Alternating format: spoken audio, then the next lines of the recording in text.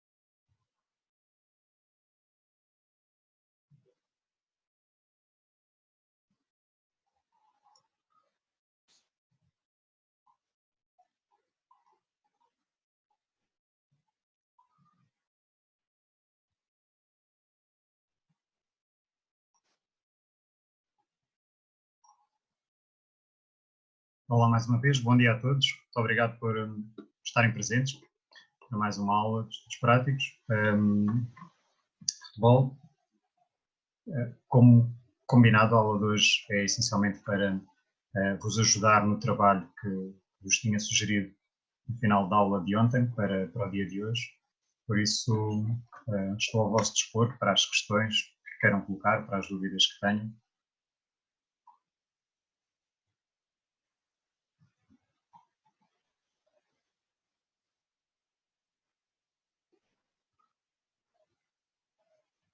Se tiverem possibilidade de utilizar o microfone para colocar as vossas questões, ou eventualmente se quiserem compartilhar o documento que tenham feito, ou a situação que tenham criado para trabalhar um dos temas propostos, também o podem fazer.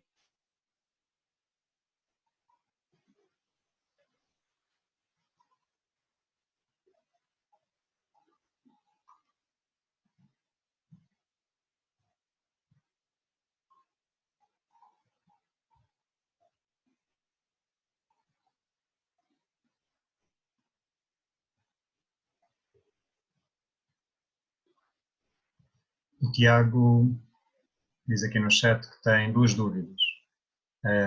Pergunta se há algum mínimo de jogadores para exercícios relacionados com o contra-ataque, por exemplo. Sim. Há um número mínimo de jogadores que deve ser tido em conta para alcançar os objetivos de cada exercício.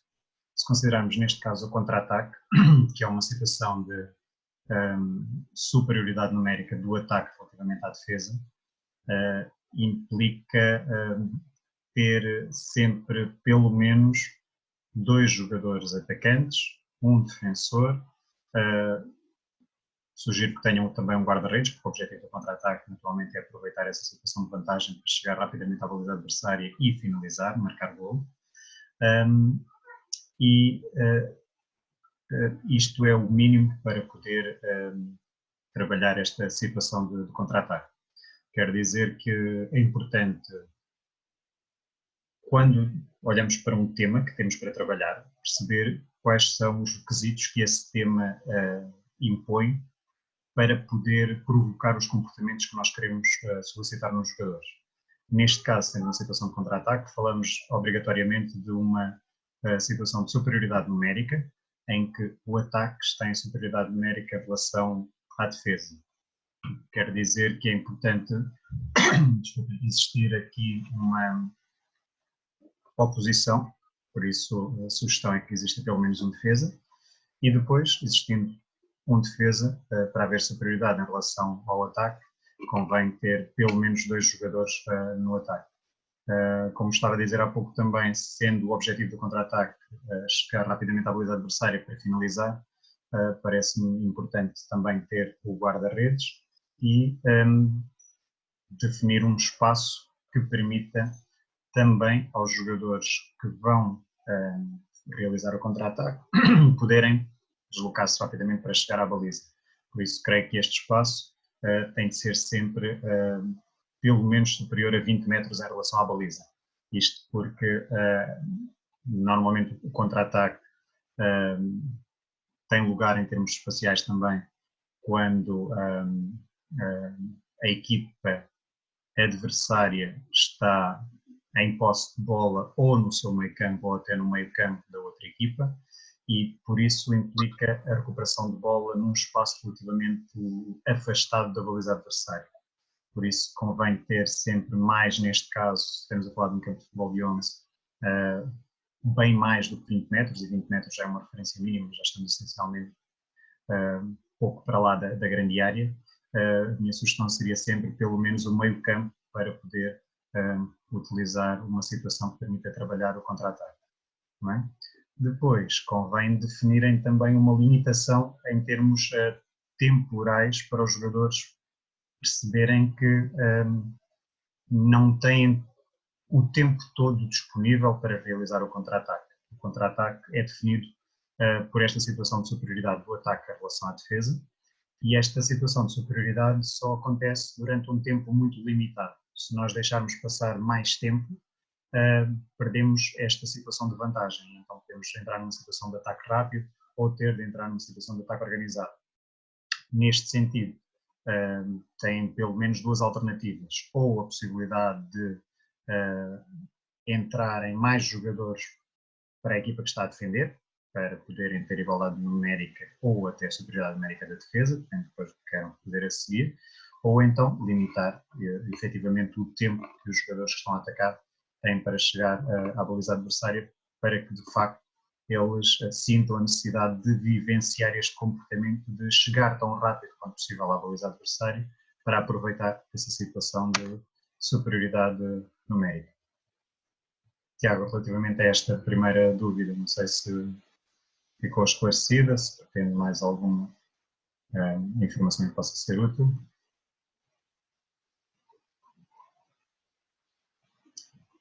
O Tiago diz que a outra questão é se eu sou adepto da utilização de jokers. Não, eu sou adepto do Sporting da Covilhã. Estou a brincar. Esta questão da utilização de jokers ou de outras condicionantes que se possam impor nos exercícios não é uma questão de preferência ou não preferência. Tem de ser uma questão de necessidade. Ou seja, tudo aquilo que o exercício tem de ter para provocar o efeito pretendido não é uma questão de gosto ou não gosto do treinador. Falamos mais uma vez de princípios ativos. Já falámos sobre os princípios ativos em aulas anteriores, e os princípios ativos são aquilo que vão provocar os efeitos que nós pretendemos nos exercícios, que vão solicitar os comportamentos que nós pretendemos que os jogadores vivam, as aprendizagens que eles tenham de fazer. Quando falamos de jokers, o joker, de uma forma, se quiserem, mais simples e mais tradicional, implica a superioridade numérica da equipa que está a atacar. Habitualmente, esta superioridade numérica serve um pouco para facilitar a vida da equipa que está em posse de bola, para eles poderem ter maiores condições de sucesso e poder assim chegar mais facilmente ao objetivo que é pretendido. A questão é que numa situação de contra-ataque, ter o joker que faça desvirtuar a noção de tempo, e a noção de tempo que tem implicações na superioridade numérica vai desvirtuar o objetivo que nós temos, que é, neste caso, o contra-ataque. Por isso, não me parece que seja importante ter jokers para trabalhar o contra-ataque, porque esta condicionante do joker vai fazer com que o jogador se desfoque daquilo que é o objetivo do contra-ataque. Volto a dizer, o objetivo do contra-ataque é chegar o mais rapidamente possível à baliza adversária, aproveitando a vantagem que se tem, em termos numéricos, face à equipa contrária. Quer dizer que se nós vamos privilegiar um joker, e por exemplo, quando se coloca os jokers, em regra, tendem a ser jogadores com maior domínio técnico, para que a bola possa passar por eles e eles possam encontrar soluções diferentes para aquilo que a equipa está a realizar, vai de tirar o foco desta necessidade de chegar rapidamente à baliza adversária e procurar alcançar o gol. Ou seja, eu vou, em vez de procurar a baliza adversária, em regra vou procurar colocar a bola em zonas que se afastam da baliza adversária para que o joker possa ter possibilidade de intervir no jogo também. Por isso, para este objetivo, não me parece que o joker possa ser uma condicionante que, em regra, deva ser utilizado. Depois o Tiago continua e diz, então um exercício de 4 contra 4 mais 2 jokers, com os 2 jokers na lateral, pode ser considerado um exercício de contra-ataque, por exemplo, em meio campo. Não me parece que possa ser considerado um exercício de contra-ataque. Quanto muito, este exercício pode dar para tudo e para mais alguma coisa.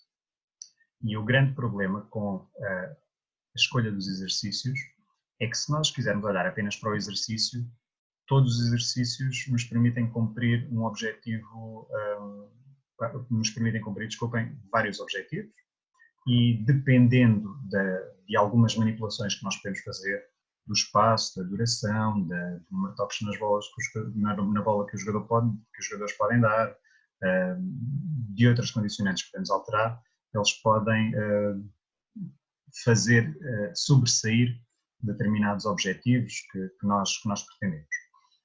A grande questão nunca se deve colocar em primeiro lugar no exercício, mas sim sempre no objetivo.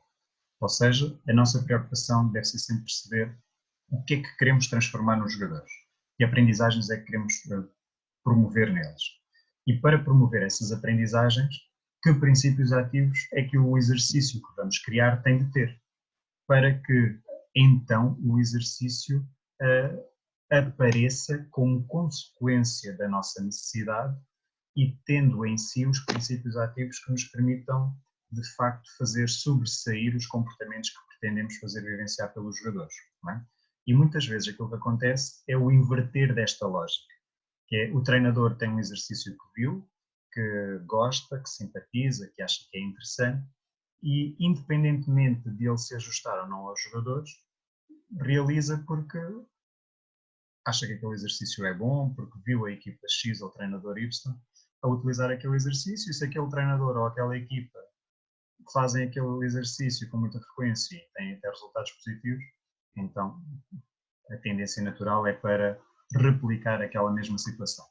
Mas sem sabermos se de facto os nossos jogadores precisam ou não precisam daquele exercício, se aquele exercício se ajusta àquilo que são os objetivos que nós temos para os nossos jogadores ou não. Imaginem, é a mesma coisa do que se nós fôssemos médicos e simpatizássemos com o Benuron. O Benuron serve essencialmente para aliviar a sintomatologia associada à febre. Mas se a pessoa que está à nossa frente não tem febre, vamos lhe dar o Benuron para quê? Provavelmente ela também não vai morrer, não?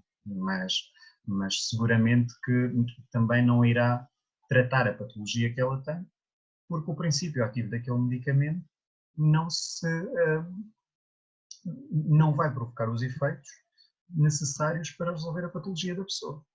Então, mais uma vez, o princípio por onde devemos iniciar a nossa intervenção, e voltamos à questão da metodologia, é sempre pelo diagnóstico, perceber o que é que nós queremos, os objetivos que temos para alcançar, face aos jogadores que temos, às suas características e às possibilidades que nós temos em termos de materiais, de espaços, de equipamentos, de tempos até, para poder então escolher o exercício que se adeque a esta nossa necessidade.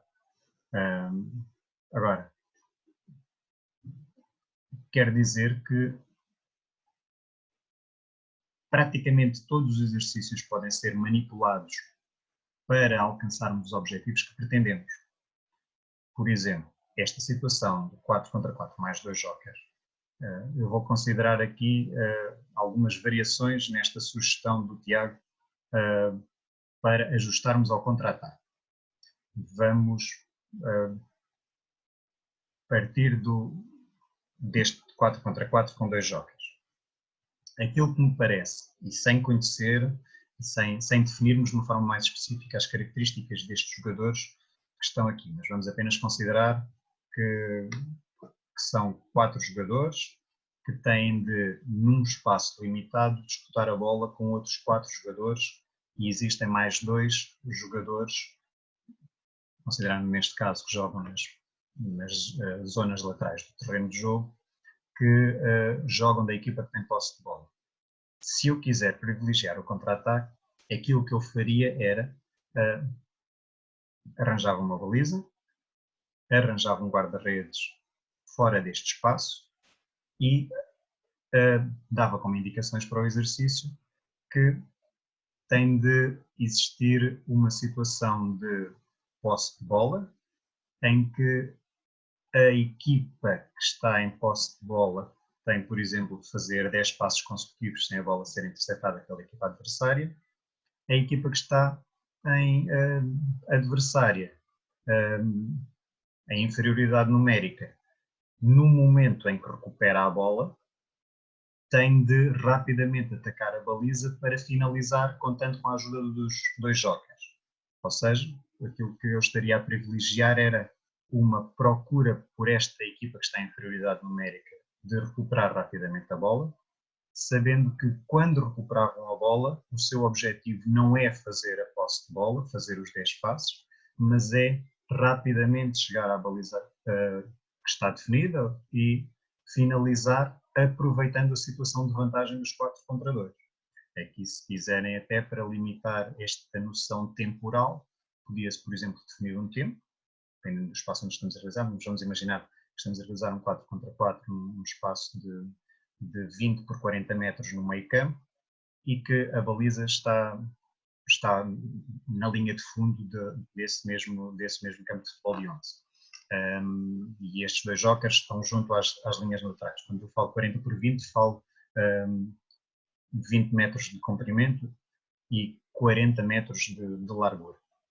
Tá bem? Então estes 2 jokers ficariam nos corredores laterais e os outros 4 contra 4 jogavam dentro deste espaço de 40 por 20.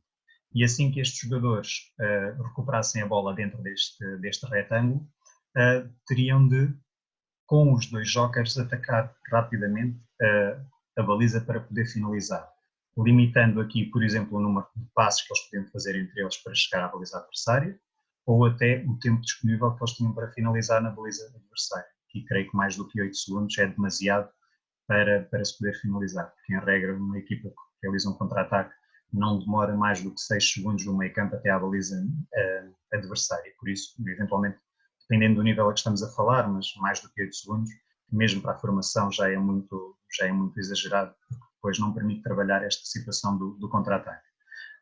Por isso, este pequeno exemplo foi apenas para mostrar que o problema, digamos assim, nunca é o exercício em si, é o que é que nós queremos como princípio ativo que aquele exercício contenha para trabalharmos a situação, o tema, para alcançarmos os objetivos que pretendemos.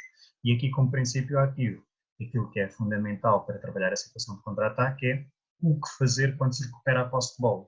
No fundo eu não estou a trabalhar o momento da transição defesa-ataque, porque senão era o que é que eu faço imediatamente após recuperar a bola. Ok, recuperei a bola, e este pode ser outro objetivo, o que é que eu tenho que fazer para recuperar a bola, não é o objetivo. O que é que eu faço imediatamente a seguir a recuperar a bola, também não é o objetivo, mas o objetivo é incentivar a recuperação da posse de bola e assim que a bola é recuperada, eu chegar rapidamente à baliza adversária para finalizar. Então, este é o princípio ativo que o meu exercício tem que ter. E por isso é que a regra é o jogador que recupera a bola, da equipa que recupera a bola, assim que o faz, tem de chegar rapidamente à baliza adversária, contando com a ajuda dos dois jogos, para termos aqui a situação de superioridade numérica, uma situação de 4, neste caso de 6 contra 4 mais guarda-redes, e limitando aqui a questão do tempo para o fazer, e este limitar o tempo para o fazer pode ser feita, como estava a dizer há pouco, pelo número de passos, pode ser feito entre os jogadores, que obriga a que, por exemplo, se eles limitarem não mais do que 2 passos entre os jogadores, o jogador vai ter necessariamente de progredir para a baliza rapidamente para poder ter algum sucesso. O que acontece muitas vezes é que o jogador, principalmente aqueles que têm mais habilidade, maior controle de bola, vão fugir da baliza, principalmente se recuperarem a bola numa zona em que ainda têm muitos adversários à sua frente e então não vão procurar chegar rapidamente à baliza, então podemos contrariar esta resolução do problema condicionando o tempo. E aqui neste caso, como estava a dizer, então, por exemplo, limitando a um máximo de 8 segundos para a partir do momento em que recuperam a posse de bola, poderem finalizar, poderem rematar e ter algum sucesso desta maneira para atingir o objetivo. Assim, parece-me neste caso que com estes princípios ativos nós poderíamos estar mais perto de não manipulando muito aquilo que é a ideia geral proposta pelo Tiago, mas fazer sobressair este objetivo que nos propusemos trabalhar nesta dúvida inicial do Tiago, que é o contra-ataque. Todavia, esta possibilidade que vos dei tem um contra muito grande, que é, vamos imaginar que este exercício é realizado durante 10 minutos e que durante estes 10 minutos fazemos 2 repetições de 4 minutos em que os jogadores fazem 4 minutos, descansam 1 minuto e meio e depois voltam a fazer mais 4 minutos. Naturalmente esta duração e estas paragens têm a ver também com outros objetivos que queremos ter, essencialmente mais em termos fisiológicos, para desenvolver também, mas vamos considerar aqui apenas a duração global do exercício de 10 minutos. Nestes 10 minutos, provavelmente o número de contra-ataques que irão surgir serão muito poucos, porque eu estou a privilegiar que a bola seja circulada dentro daquele retângulo por uma equipa que tem por objetivo fazer a posse de bola por posse de bola, 10 passos, para conseguirem, por exemplo, atingir um ponto, e estou a procurar incentivar a equipa que está em inferioridade numérica, apesar de dentro dos passos estarem 4 contra 4, mas temos outros 2 jogadores de fora, poderem recuperar a posse de bola. Que existindo aqui alguma dificuldade ou alguma diversidade de capacidades dos jogadores, fará com que provavelmente em 10 minutos o número de contra-ataques que possam aparecer não sejam muito significativos. Por isso é que é importante, na lógica que falámos da metodologia de diagnóstico, prescrição e controle, eu fazer o controle do exercício para perceber se os objetivos que eu quero fazer sobressair estão a acontecer ou não e quantas vezes é que de facto os jogadores estão a trabalhar o que eu pretendo. Porque senão eu posso pensar que, ok, estou a fazer este exercício durante 10 minutos, eu estou a trabalhar contra-ataque durante 10 minutos. Mas se nestes 10 minutos os jogadores apenas fizerem, vamos imaginar, 5 contra-ataques, quer dizer que eu tive um tempo útil de treino da situação de contra-ataque muitíssimo limitado. Ou seja, em 10 minutos apenas realizei 5 contra-ataques. Se eu tiver 5 contra-ataques com a duração máxima deles de 10 segundos, vamos imaginar, quer dizer que eu praticamente de 10 minutos tive menos de 1 minuto de tempo útil de contra-ataque. Ou seja, da duração total do meu exercício, os 10 minutos, menos de 10% serviu efetivamente para trabalhar o meu objetivo, que é o contra-ataque. Quer dizer que há aqui um desperdício muito grande. Por isso, eu não posso dizer que o objetivo do meu exercício é o contra-ataque, porque eu tenho aqui um desperdício muito grande de tempo. Então eu devo não pegar não partir do exercício, mas partir da situação que eu quero trabalhar. Mais uma vez, do contra-ataque.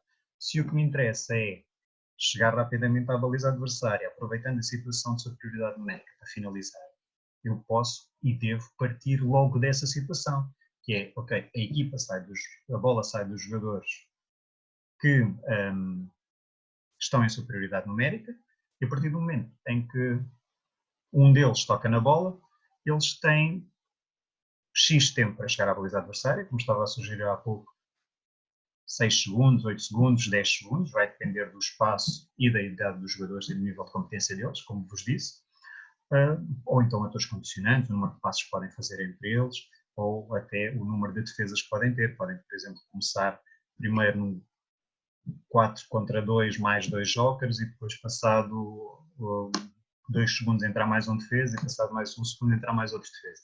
Depois depende muito das condicionantes que temos, das possibilidades que temos, das características dos jogadores.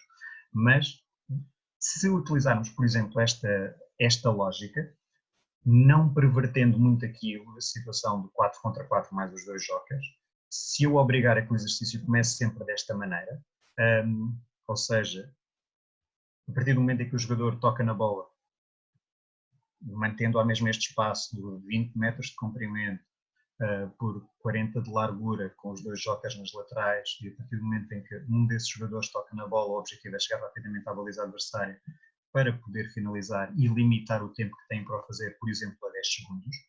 Então eu, nos mesmos 10 minutos de exercício, seguramente que já consigo ter muito mais do que 5 contra-ataques. Seguramente que consigo ter 5 vezes mais contra-ataques, porque se eles demoram 10 segundos a fazer o contra-ataque, que é o tempo máximo, vamos considerar que depois demoram mais 30 segundos a recuperar, voltando ao ponto de partida. Vamos considerar em termos largos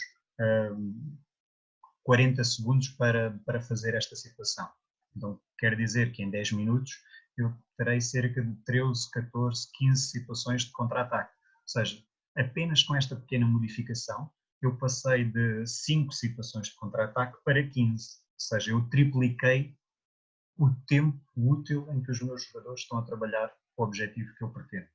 E vejam, não manipulei o número de jogadores, ele continua a ser o mesmo, não alterei o espaço, ele continua a ser o mesmo, não alterei o princípio, ele continua a ser o mesmo, chegar rapidamente à baliza aproveitando a superioridade numérica para finalizar. Aquilo que eu alterei foi como é que o exercício inicia. Se inicia com posse de bola e se como objetivo a posse de bola a uma das equipas e a outra tende a recuperar, ou se parte logo da situação de, assim que o jogador toca na bola, inicia o contra-ataque e o objetivo é alcançar a baliza rapidamente para finalizar. Ou seja, estas pequeninas manipulações e as formas como o exercício começa ou não começa são essenciais porque vão determinar o tempo útil do exercício para trabalhar o objetivo que nós pretendemos, para no fundo fazer com que aquilo que é o nosso propósito para aquele exercício sobressaia tantas vezes quanto possível para que os jogadores de facto vivenciem os comportamentos que pretendemos e possam ter mais oportunidades de aprendizagem. Porque, no fundo, aquilo que falamos é de tempo útil de treino e de tempo útil que esteja relacionado com as aprendizagens que nós pretendemos. Por isso é que não me chega a dizer, ok, este exercício serve para fazer isto, porque em regra os exercícios dão sempre para 1001 coisas. Dão sempre para alcançar muitos objetivos. Depois é uma questão de fazer sobressair aqueles que mais nos interessam, que mais nos convém, em função dos jogadores que temos, das necessidades que eles têm. Tiago, depois desta explicação toda, não sei se consegui ajudar.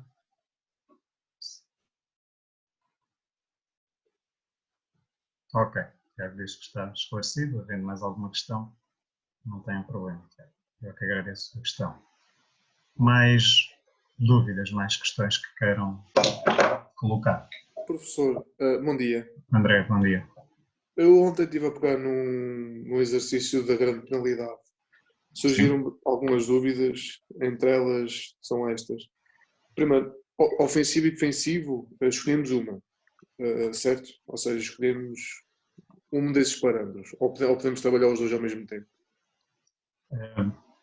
Podem colocar o foco ou na vertente do rematador ou na vertente do guarda-redes, que naturalmente implica um trabalho diferente, implica uma especificidade diferente, mas é importante não descontextualizar a situação.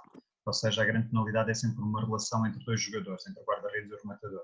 Por isso, mesmo quando estamos a colocar o foco no rematador, é importante ele nunca deixar de ter presente que do outro lado tem o guarda-redes e que o que interessa é o jogo com o guarda-redes para conseguir enganar e meter a bola dentro da baliza, está bem? Mas em termos de exercício, podem focar-se ou nos rematadores ou nos guarda-redes. Bom, é que eu fiz um exercício com, como é que eu ia dizer? Com um grau, imagina, que evoluindo. No início metia um avançado não, um jogador. Isso é outra questão que eu tenho, antes de mais. Neste caso, escolhemos 3, 4, 5 jogadores mais indicados na tal coisa da metodologia do diagnóstico. Escolhemos 3, 4 por aí para treinar ou treinamos com os 24 jogadores da equipa? Depende essencialmente do nível a que está. Se estiver no futebol de formação e principalmente em idades mais baixas, creio que é fundamental todos os jogadores passarem pela vivência desta situação, para que todos eles percebam o que é uma grande penalidade e consigam desenvolver algumas competências no âmbito desta situação. Se estivermos a falar numa equipa profissional de alto nível, há uma especificidade das funções dos jogadores que leva a que dificilmente alguns deles tenham de marcar uma grande penalidade durante uma época, enquanto outros provavelmente serão chamados a esta situação muito mais vezes. Neste caso, já me parece que é importante atender à especificidade da função do jogador, não é? E que naturalmente os jogadores que à partida serão mais vezes indicados para marcar esta situação da grande penalidade possam também no treino viver um número muitíssimo mais significativo de vezes em que a realizam. Ok. Certo. Então, depois, é assim, no exercício que fiz, começava por o objetivo, pronto, é sempre marcar o gol, depois acertar no alvo definido, porque eu tinha feito ao início sem guarda-redes e colocava, por exemplo, coletes atados à rede da baliza em zonas, digamos, não é mais fácil, mas que a percentagem de golo no penalti seja elevada, por exemplo, na malha lateral, mais que ir para os lados. Mas sem guarda-redes. E o objetivo principal seria o jogador acertar nos coletes.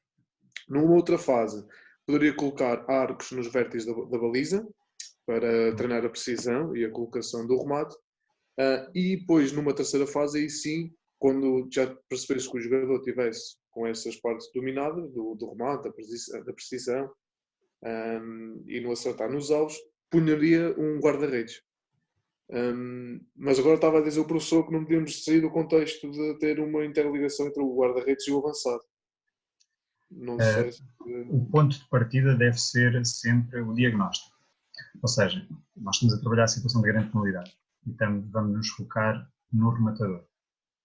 Mas que problemas é que este rematador precisa de resolver na situação de grande penalidade?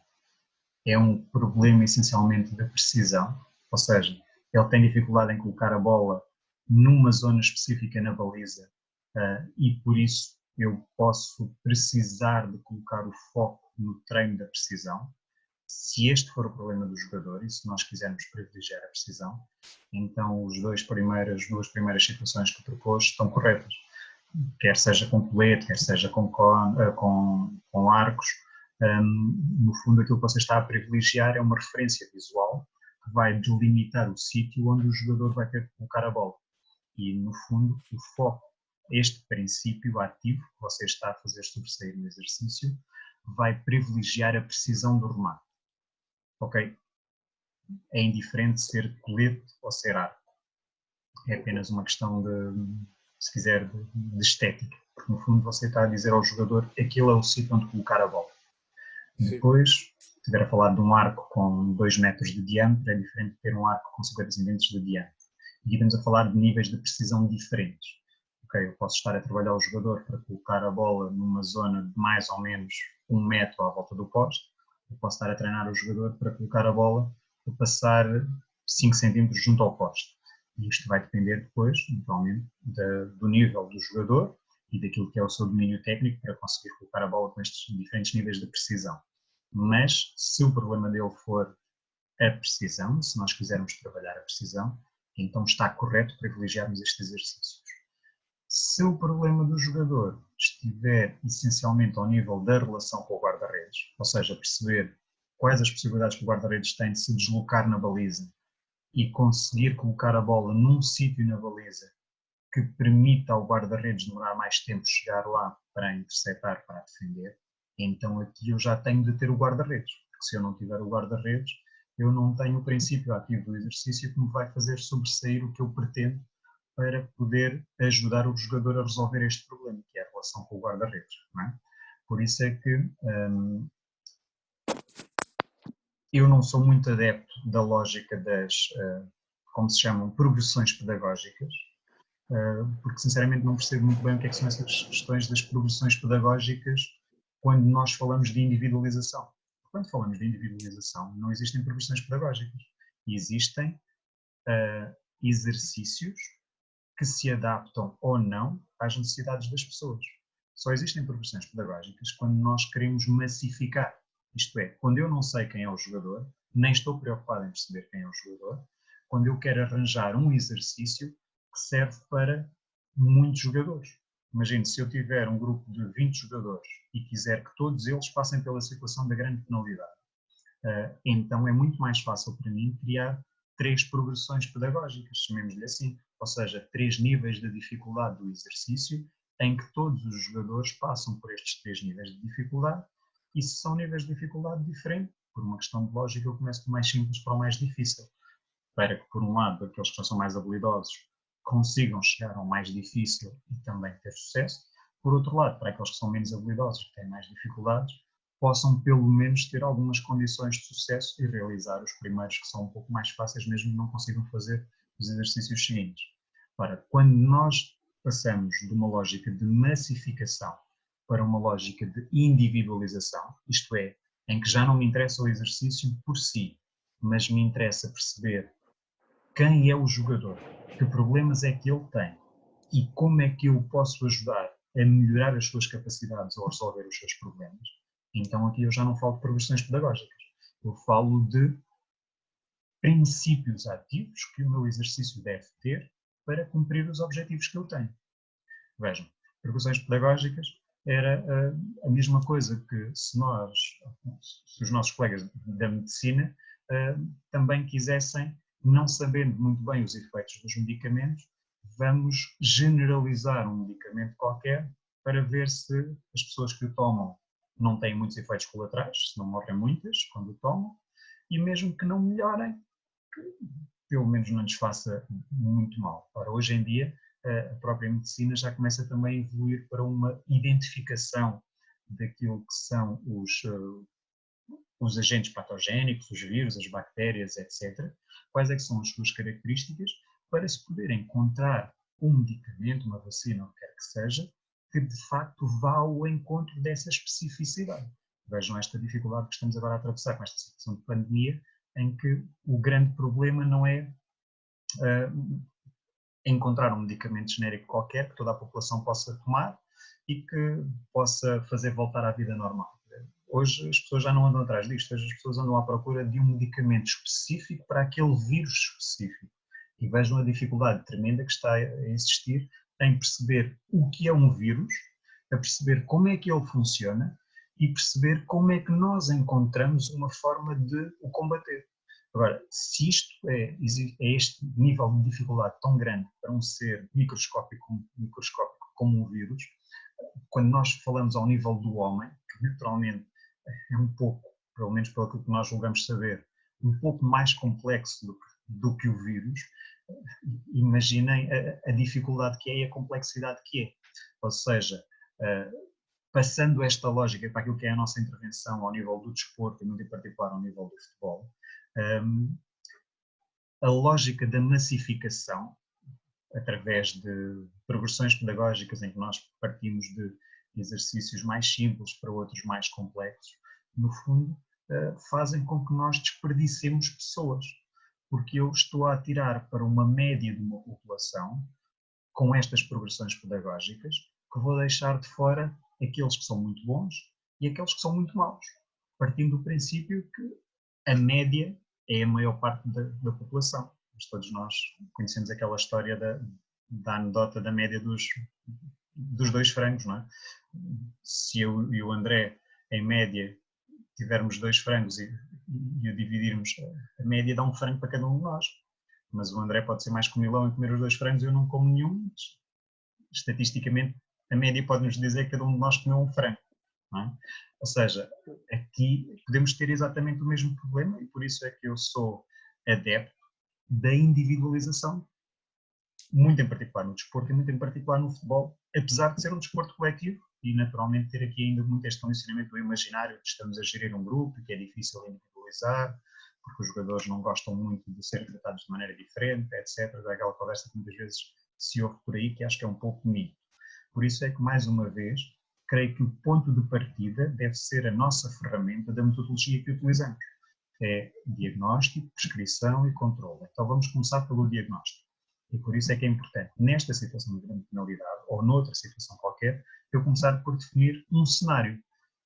Se tiver uma equipa, o meu cenário está feito. Okay, é aquela equipa, são aqueles jogadores. E por isso é que muitas vezes é mais fácil nós trabalharmos com base em casos concretos. Ok, é aquela equipa, são aqueles jogadores, têm aquelas características, não há muito que inventar. Quando não temos esta realidade, podemos definir um cenário. Então vamos dizer, ok, quer trabalhar uma situação de grande penalidade. Quer trabalhar esta situação de grande penalidade, por exemplo, com jovens de 10 anos ou com adultos de 25 anos. São com adultos de 25 anos. E estes adultos de 25 anos são jogadores amadores ou são jogadores profissionais? Okay, são jogadores profissionais. São jogadores profissionais que disputam habitualmente a Liga dos Campeões ou são profissionais da terceira divisão do país deles, em que dão uns pontapés na bola 3 vezes por semana. E então vou começar a ser mais específico no diagnóstico, até chegar àquilo que são as características e as capacidades dos jogadores para aquela situação típica que escolhi. Grande penalidade. Ok, é uma grande penalidade. É um jogador, vamos imaginar, de alto nível, que em regra é um dos que tem de realizar aquela situação quando a equipa beneficia de uma situação de grande penalidade. Temos aqui uma característica das regras do jogo de futebol, que é a situação de grande penalidade tem lugar quando há lugar livre direto dentro da grande área adversária, e esse livre direto então implica que a bola é colocada na marca dos 11 metros, e que é o guarda-redes e que é o rematador que tem a marcar. Mas este rematador pode ser um rematador qualquer escolhido pela equipa, não tem de ser o jogador que sofre a falta. Como, por exemplo, no basquetebol temos em muitas situações em que é o jogador que sofre a falta, que faz o lançamento livre. Não é? Aqui na grande penalidade podemos escolher um jogador qualquer. Então, se podemos escolher um jogador qualquer, faz sentido que possamos escolher um jogador que nos dê mais garantias de sucesso nesta situação. Ora, esta situação tem essencialmente 2 aspectos fundamentais a ser controlados. Por um lado, o domínio da bola, que tem de existir por parte do rematador, para ele conseguir colocar a bola numa zona da baliza que lhe permite aumentar as possibilidades de ter sucesso, fazendo com que o guarda-redes demore mais tempo a chegar lá, ou eventualmente nem consiga chegar lá. E por outro lado, porque eu tenho o guarda-redes, porque sei que a lei de jogo me obriga a ter do outro lado um adversário, um opositor, que pode jogar a bola com as mãos, que pode intervir sobre ela para evitar que seja gol, então eu tenho de ter um jogador que, para além de ter esta bom domínio em termos técnicos, que tenha também uma boa capacidade em termos psicológicos para conseguir jogar com o outro, conseguir, numa situação que muitas vezes define o vencedor do jogo, encontrar a melhor forma de, na relação com o outro, o enganar para fazer chegar a bola à baliza sem ela poder interceptar. Se estes são os 2 focos fundamentais, de uma forma muito simples e muito rápida, naturalmente, desta situação, então eu devo focar o meu diagnóstico para o jogador que vai mais vezes marcar esta situação, para eu perceber onde é que ele pode ainda melhorar mais. Será que eu posso melhorar mais a precisão dele? Então, se o meu objetivo é melhorar a precisão dele, então aquelas 2 situações iniciais que você propôs, podem estar corretas. Ok, eu defino zonas para ele colocar a bola na baliza. E, naturalmente, é importante eu definir essas zonas na baliza, onde elas mais frequentemente tendam a ocorrer, ou seja, provavelmente o jogador vai ter de privilegiar as zonas laterais da baliza para colocar a bola, os cantos inferiores ou superiores. Então faz sentido eu colocar referências visuais, físicas até, para que a bola poder tocar nelas e mais facilmente nós sabermos se foi atingido o objetivo ou não. Mas posso colocar o arco, posso colocar um colete, posso colocar um sinalizador, uma questão de imaginação e de recursos disponíveis. E naturalmente este alvo, a dimensão deste alvo ser ajustada à precisão do jogador. Se eu tenho um jogador de muito alto nível, se não me faz sentido ter um arco com 2 metros de diâmetro. 2 metros para ele é muito exagerado e seguramente que ele terá sucesso muito perto dos 100%. Então, se eu quero fazer evoluir a sua precisão, eu tenho de colocar um alvo que seja relativamente pequeno para que ele não tenha um sucesso de 100%, mas para que ele se tenha de aproximar aos seus limites para ter tanto sucesso quanto possível, sabendo que quando não se aproximar aos seus limites não vai ter sucesso e que mesmo aproximando-se aos seus limites, algumas vezes não vai ter sucesso. Porque senão ele não vai estar a melhorar a sua precisão, senão não vai estar a conseguir melhorar a capacidade de aplicar a força na bola e de controlar a precisão da força, a ponto de aplicação da força na bola, a direção da força que aplica na bola. Se por outro lado, o problema dele não é essencialmente com precisão, porque ele consegue colocar a bola onde pretende na baliza, mas o problema dele é perceber quais as possibilidades de deslocamento do guarda-redes e ter de escolher em função das possibilidades de deslocamento do guarda-redes se coloca a bola num lado ou se coloca a bola no outro. Então aqui o exercício já não me interessa que tenha alvos, não me interessa que tenha zonas específicas para ele colocar na bola, para ele colocar a bola na baliza, desculpa, interessa-me sim que ele tenha um guarda-redes e que este guarda-redes defina tão tarde quanto possível o seu deslocamento para o obrigar a ter de perceber qual é que é o sítio onde ele coloca a bola na baliza e que é mais rentável para poder ter sucesso e para poder finalizar. E mais uma vez, aqui a questão tem a ver com o tempo útil de treino. Ou seja, eu tenho de privilegiar exercícios que me permitam rendibilizar os recursos que tenho. Se eu tenho, vamos imaginar, 10 minutos para treinar grandes penalidades, eu tenho de, naqueles 10 minutos, ter tanto tempo quanto possível os jogadores a realizarem situações que lhes permitam melhorar os problemas que eles têm naquela situação. Se eu estou, mais uma vez, a fazer a situação na lógica das progressões, como o André estava a sugerir, provavelmente muito daquele tempo vai estar a ser desperdiçado porque ele pode estar a fazer coisas que não o ajudam a melhorar, que no fundo ele já consegue fazer, ou então que não consegue fazer porque é muito difícil para ele, porque no fundo estas progressões não estão ajustadas às capacidades do jogador. Por outro lado, quando eu sei exatamente as capacidades e as necessidades dos jogadores e direciono, de facto, o exercício, os princípios ativos para aquilo que eu preciso trabalhar, então já consigo aumentar muitíssimo mais o tempo útil de treino, neste caso de exercício. Se eu identificar que o problema dele é a precisão, em vez de estar a ter esta progressão pedagógica, se definir logo que os 10 minutos são 10 minutos para trabalhar com um alvo de 50 cm de diâmetro e que é para colocar a bola naquele alvo em 10 minutos durante 100 vezes, perfeito. Aumentei muitíssimo mais o tempo de treino para esta situação. André, então, não sei professor, como é que caracterizamos, por exemplo, no plano de aula que nós vamos fazer, como é que nós caracterizamos os jogadores para que, desta forma, quando o professor já vê o plano de aula, perceba que estamos a trabalhar aquilo especificamente? Por exemplo, no meu exercício, não tinha aqui específico nada disso, como é evidente, se o jogador já sabia rematar, se não. Fazemos isso antes do plano de treino ou há aqui algum... Há uma parte fundamental que os planos de aula devem ter, ou os planos de treino devem ter, que tem a ver com a identificação do clube, por isso que habitualmente os planos de treino têm uma identificação do clube, o símbolo do clube, a indicação da estrutura onde se está a trabalhar, e depois há uma indicação para os jogadores. Ou seja, habitualmente as pessoas metem nesta indicação dos jogadores, metem 24 jogadores. Mas este 24 jogadores é uma informação muito vaga, não me diz nada. É aquilo que me parece mais mais importante é, neste caso do vosso plano de treino, vocês terem nesta indicação dos jogadores uma definição de acordo com aquilo que são os objetivos que vocês vão trabalhar. Por exemplo, se vão trabalhar esta situação da grande penalidade, faz-me sentido que vocês definam o nível dos jogadores. Ou seja, digam que é uma equipa de futebol de formação, 15 anos, e que são jogadores que disputam o campeonato nacional do sub-16. E depois devem especificar um pouco mais aquilo que vão fazer, ok? Então, este é o contexto geral da equipa e dos jogadores, e dentro daquilo que vocês vão poder trabalhar, focando o plano de treino apenas nesta situação, que jogadores é que vão trabalhar esta situação? Provavelmente são os jogadores de sub-16 competições nacionais, quer dizer que eu não preciso trabalhar com os 24 jogadores desta situação de grande penalidade.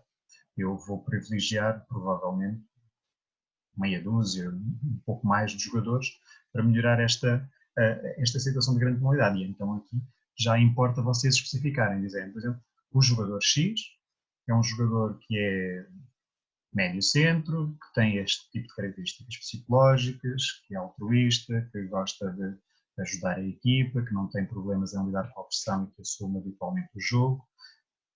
Depois definir em termos técnicos, é um jogador que consegue, em regra, dominar a bola sem grandes dificuldades, colocando-a onde pretende. Ou seja, definirem de forma tão objetiva quanto consigam o cenário em que estão a trabalhar, as características dos jogadores com que estão a trabalhar, para que quando apresentem um exercício, de facto ele esteja de acordo com este cenário que vocês definiram. Naturalmente, quando nós temos, como estava a dizer há pouco, quando temos identificado o clube onde trabalhamos, é muito mais fácil, porque à partida conseguimos identificar facilmente os jogadores. Se disser assim, ok, o cenário com que eu estou a trabalhar é a equipa do Futebol Clube do Porto, na época 2019-2020, todos nós sabemos quem são os jogadores. A informação é pública.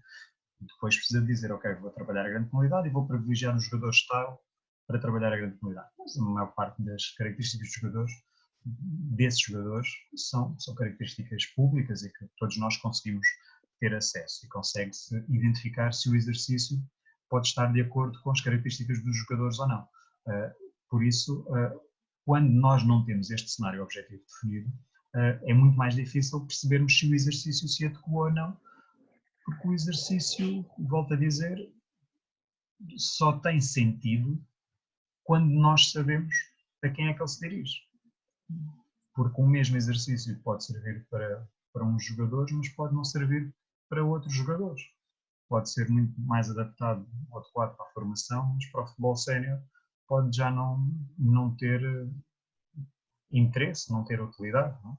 E por isso é que nesta parte inicial do vosso plano de treino é fundamental que contextualizem o cenário em que estão a trabalhar.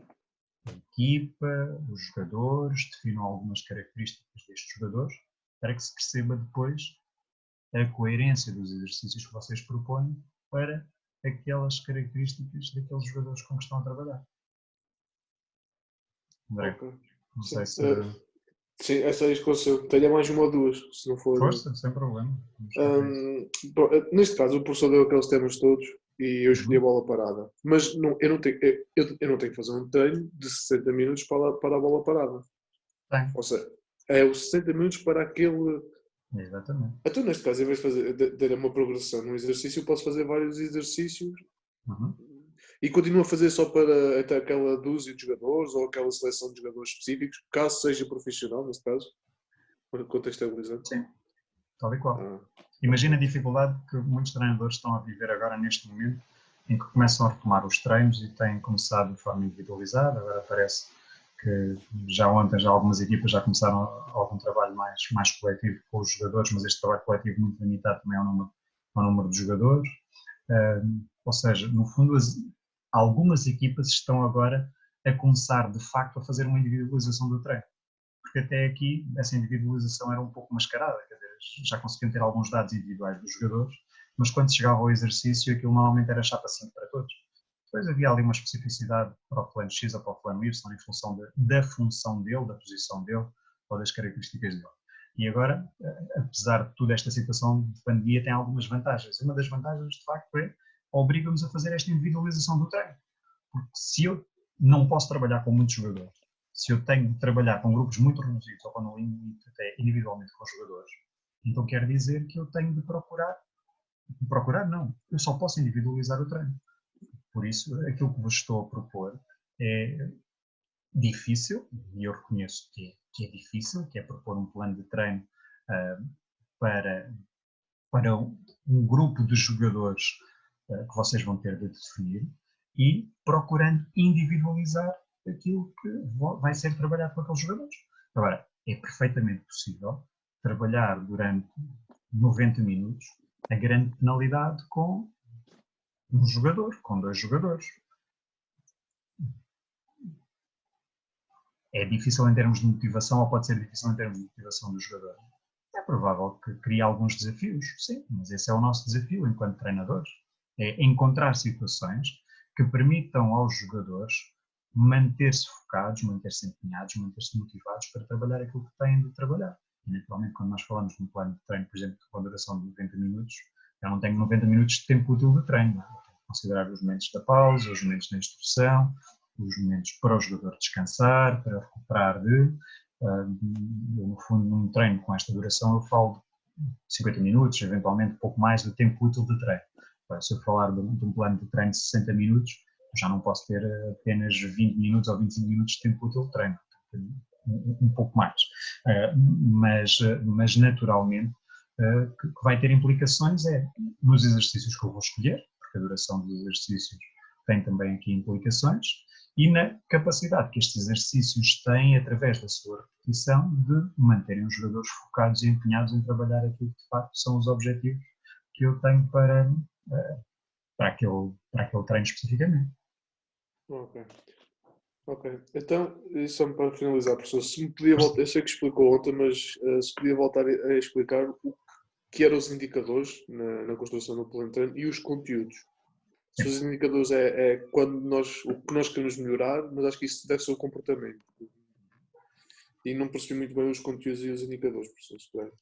Os conteúdos são aquilo que é a essência do tema. Ou seja, vou focar nesta situação da grande penalidade, se preferir, porque era aquela que estava a falar, mas se quiser escolher outra, trabalhamos lá, não tem problema nisso. Situação de grande penalidade. Os conteúdos fundamentais desta situação passam pela relação entre os jogadores, ou seja, está definido pelas leis de jogo, e as leis de jogo regulam aquilo que são estas diferentes situações e como é que elas podem ser concretizadas. Neste caso, a grande penalidade, o seu conteúdo fundamental é a relação entre os dois jogadores. Eu tenho um jogador que vai procurar marcar gol e tenho outro jogador que vai procurar contrariar, evitando que a bola entre na baliza. Então isto é um conteúdo fundamental desta situação de grande penalidade. Eu tenho de ter esta relação entre os jogadores, em que um quer meter a bola na baliza e outro quer evitar que a bola entre na baliza. Ou seja, os conteúdos, de uma forma geral, desta situação são estes. Quando eu falo de indicadores, eu falo de informação objetiva que me permita perceber se os meus objetivos para aquele exercício estão a ser alcançados ou não. Vamos ao exemplo que estava a dar há pouco da situação de focar na precisão do remate na grande penalidade. Ou seja, se eu estiver a trabalhar com alvos e estiver a dar indicação ao jogador que ele tem de colocar a bola no alvo que eu coloquei na baliza, o meu indicador para saber se ele está a atingir o objetivo ou não é o número de vezes que ele acertou no alvo. Ou seja, o indicador é a informação que me permite compreender se os objetivos estão a ser alcançados ou não, o sucesso ou não da situação. Neste caso, o indicador é o número de vezes que ele acertou no alvo. É para eu saber em 10 vezes, 10 remates que ele fez, quantos é que ele acertou no alvo. Este quantos ele acertou no alvo é o meu indicador. Mas eu posso ter um indicador na leitura do guarda-redes, se o meu objetivo, porque o exercício, de acordo com outro cenário que estávamos a ver há pouco, implica que eu tenha o guarda-redes, porque o meu jogador deve trabalhar a relação com o guarda-redes, então o meu indicador vai ser se o jogador rematador colocou a bola em função do guarda-redes ou não. Então que indicador é este? É o número de vezes que ele colocou a bola no sítio oposto ao qual o guarda-redes estava a deslocar. não é? Imagina, em 10 vezes novamente, se ele colocou 6 vezes a bola no sítio contrário ao qual o guarda-redes estava a deslocar, então este é o meu indicador para este objetivo da relação com o guarda-redes. No fundo, o indicador, como o nome diz, é uma informação que nos indica se o objetivo está a ser alcançado ou não, para nós podermos fazer o controlo do exercício, para sabermos se ele está a permitir melhorar a prestação do jogador ou não. Ou seja, é especificamente naquele exercício a que informação é que eu, enquanto treinador, vou estar atento para conseguir perceber se o jogador está a melhorar, se ele está a conseguir fazer aquilo que é pretendido ou não está a conseguir aquilo que é pretendido. Muitas vezes estes indicadores podem estar relacionados com questões de sucesso, como este que eu estava a dizer há pouco, o número de vezes que acertou no alvo, o número de golos que marcou, o número de vezes que colocou a bola no sítio contrário ao qual o guarda-redes estava a deslocar, mas podemos ter outros indicadores. Podemos ter indicadores fisiológicos, como valores de frequências cardíacas, valores de lactato, distâncias percorridas, ou seja, tudo aquilo que seja informação útil para nós compreendermos a prestação do jogador e saber se ela está a melhorar fruto do exercício que estamos a realizar ou não. Ou seja, quando definem o exercício, não basta vocês dizerem, ok, o exercício é este, é importante que vocês definam os indicadores que vão terem atenção naquele exercício para verificar se ele está a produzir os efeitos que nós pretendemos. Neste caso de grande penalidade, se você estiver mais uma vez a focar na precisão do remate e definiu um exercício em que o jogador remata da marca da grande penalidade, 11 metros das balizas, tem 2 alvos que são 2 círculos com 50 cm de diâmetro nos cantos superiores da baliza.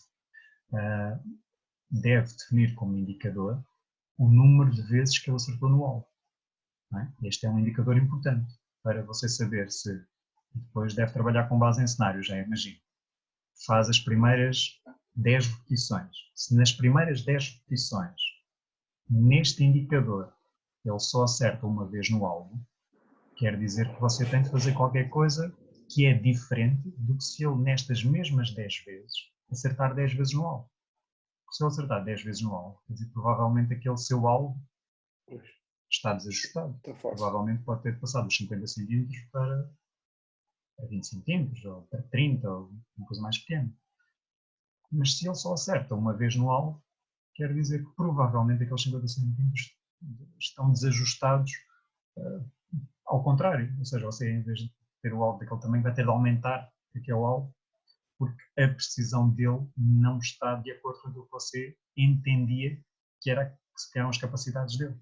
Quer dizer que muitas vezes no diagnóstico nós não conseguimos ter informação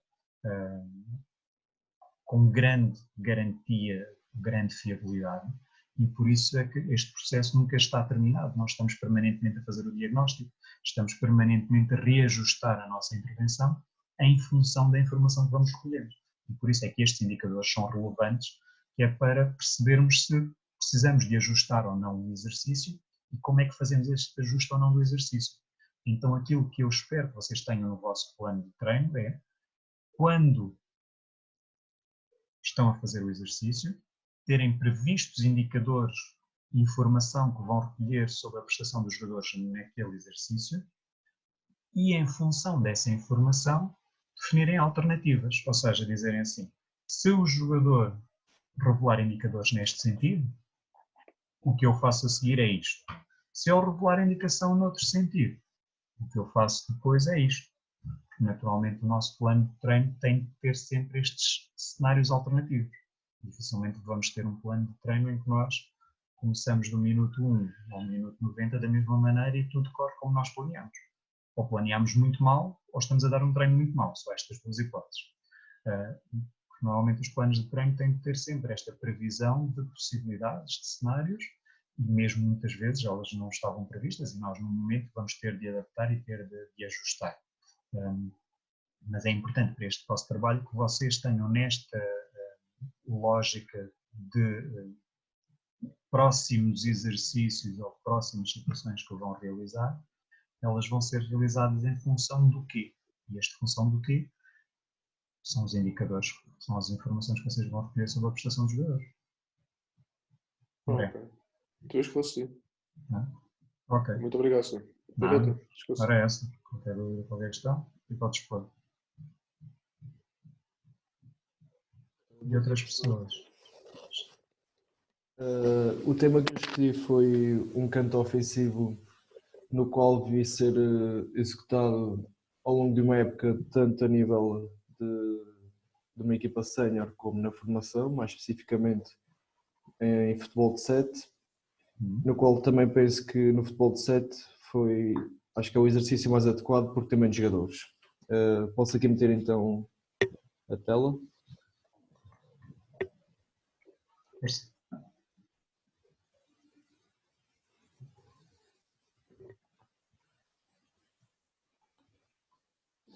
Pronto. É uma situação de, como já disse, de canto ofensivo, em que o jogador A executa o canto mais ou menos para o meio círculo da grande área. O jogador B e o jogador C têm uma função de aclarar espaço para o E de seguida fazer um movimento para finalizar, e o jogador D também vai ter uma importante função na qual vai fazer um bloqueio para também libertar espaço para o jogador E rematar. E penso que é uma situação que dá para ambos, como o futebol de sénior como o de 7, mas no de 7 acho que é mais adequado devido a ter menos jogadores. E uma pergunta que eu queria fazer ao senhor era como é que nós podemos manipular este tipo de exercício? Quando fala em manipular, João, qual é que é a sua ideia de quando diz manipular, especificamente consegue Sim, porque concretizar? o exercício não é assim tão simples. Para já temos que fazer um diagnóstico no qual temos que ver qual é que é o jogador que bate melhor o canto. Depois disso, o grande objetivo é fazer gol, certo?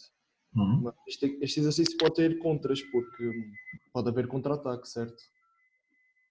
Depende do seu objetivo. Se quiser focar apenas no canto em termos ofensivos, a parte do contra-ataque não deve ser privilegiada no seu exercício. Por exemplo, deve terminar o exercício quando a equipa que está a defender recupera a posse de bola, ou quando a bola sai por uma das linhas laterais ao final. Ok, mas, por exemplo, era como o Ferraz estava a dizer, nós temos 60 minutos ou 90 minutos sempre a trabalhar o mesmo exercício, ou podemos arranjar outra maneira para que o objetivo seja bem executado? O vosso foco principal deve ser aquele tema ou aquela situação durante aqueles 90 minutos. Não é? Sim. Isto não quer dizer que vocês não possam prever outro tipo de situações e não estejam contempladas outras situações. Mas não devem fazer com que essas situações assumam preponderância durante esses 90 minutos. Não é? Imagine, você pode ter a possibilidade de, assim que a equipa recupera a posse de bola, que está a defender, pode, no máximo em 2 toques, colocar a bola em alvos que você mete aqui na zona do meio campo, por exemplo. Mas você tem de definir, neste caso, um limite em termos temporais para isso não desfocar o essencial do seu exercício. Por isso é que eu tenho aqui esta questão dos 2 toques, por exemplo. Ou seja, permite que o seu foco continue a ser nos cantos em termos ofensivos, mas que ainda assim dê algum estímulo, essencialmente motivacional, à equipa que está a defender, para ela procurar, quando recupera a posse de bola, pelo menos ter uma iniciativa, ter uma preocupação ativa de contrariar a ação da equipa adversária para recuperar a posse de bola, sabendo que quando recupera a posse de bola vai ter de alcançar também algum objetivo. Porque muitas vezes, se você não colocar este objetivo para a equipa que está a defender, eles acabam por se desmotivar, por se desleixar, e depois os jogadores que estão a atacar nem sequer sentem a necessidade de fazer aquilo que você está a propor que eles façam, porque é um grande problema. Então, muitas vezes, para nós conseguirmos ter os comportamentos que pretendemos, em termos ofensivos, neste caso, precisamos de dar objetivos também à equipa que está a defender. Não é? E por isso, pode fazer isso. Agora, tem de ter o cuidado no seu exercício para que isso depois não passe a ser o fundamental ou o foco principal do seu exercício, porque senão você deixou de trabalhar aquilo que era o seu tema e passou a trabalhar outra coisa distinta, está bem? Ok, certo. Mas não sei se era só esta aquilo Não, que você queria a minha esclarecer. pergunta era mais a nível ofensivo. Hum. Pronto. Ok, Sendo quando que o está a trabalhar objetivo. aqui na situação de câmbio em termos ofensivos, por exemplo, uma coisa que me parece importante é, e isto tem a ver com os conteúdos desta situação, perceber que há claramente funções distintas para jogadores distintos. O aspecto que você estava a referir não é indiferente o jogador que marca o canto. Que Esse é, eu acho que é a chave. Precisamente, ou seja, este jogador tem de ter algumas características. Uma delas tem de ter um bom domínio técnico para conseguir colocar a bola numa zona específica onde nós pretendemos. Neste caso pode ser ali à entrada da grande área, mas pode ser noutro sítio qualquer que seja definido. Quer dizer que este jogador tem de ter uma capacidade técnica que lhe permita este controle de bola para a colocar onde ele pretende. Sim. Mas ele depois precisa de outro aspecto também fundamental, que é a compreensão ou a capacidade de leitura da ação dos colegas para saber em que momento é que essa bola tem de lá chegar. Se eu coloco lá a bola cedo demais, os colegas ainda não estão lá, o colega ainda não está lá, aquilo não vai resultar. Se eu coloco a tarde demais, vai permitir que o adversário chegue lá e que também que não tenha sucesso. Mas o mesmo se aplica aos outros jogadores. Por exemplo, este jogador que você tem aqui definido, tem que ter algumas características. Não é? O que é que você via aqui como importante para este jogador, por exemplo? O remate. Por exemplo, capacidade de finalização, provavelmente ele vai ter de conseguir rematar de primeira, vindo a correr, em que vai ter de alterar a trajetória do seu movimento e muito provavelmente até com a oposição de adversários e a presença de colegas, quer dizer que vai ter em espaços muito curtos de conseguir finalizar de primeira a cerca de 15 metros da baliza. Esta é uma característica. Deve ter, ok. Mais aspectos que sejam importantes. Aqui também, neste caso, tem que o seu pé tem que ser preferencial do pé direito. Tal e qual, porque a bola é batida daquele lado. Exatamente. Quer dizer que pela deslocação que ele faz, se ele fosse canhoto, iria ter muito mais dificuldades em poder finalizar, em ser um jogador deste. Ok, perfeito. Mais.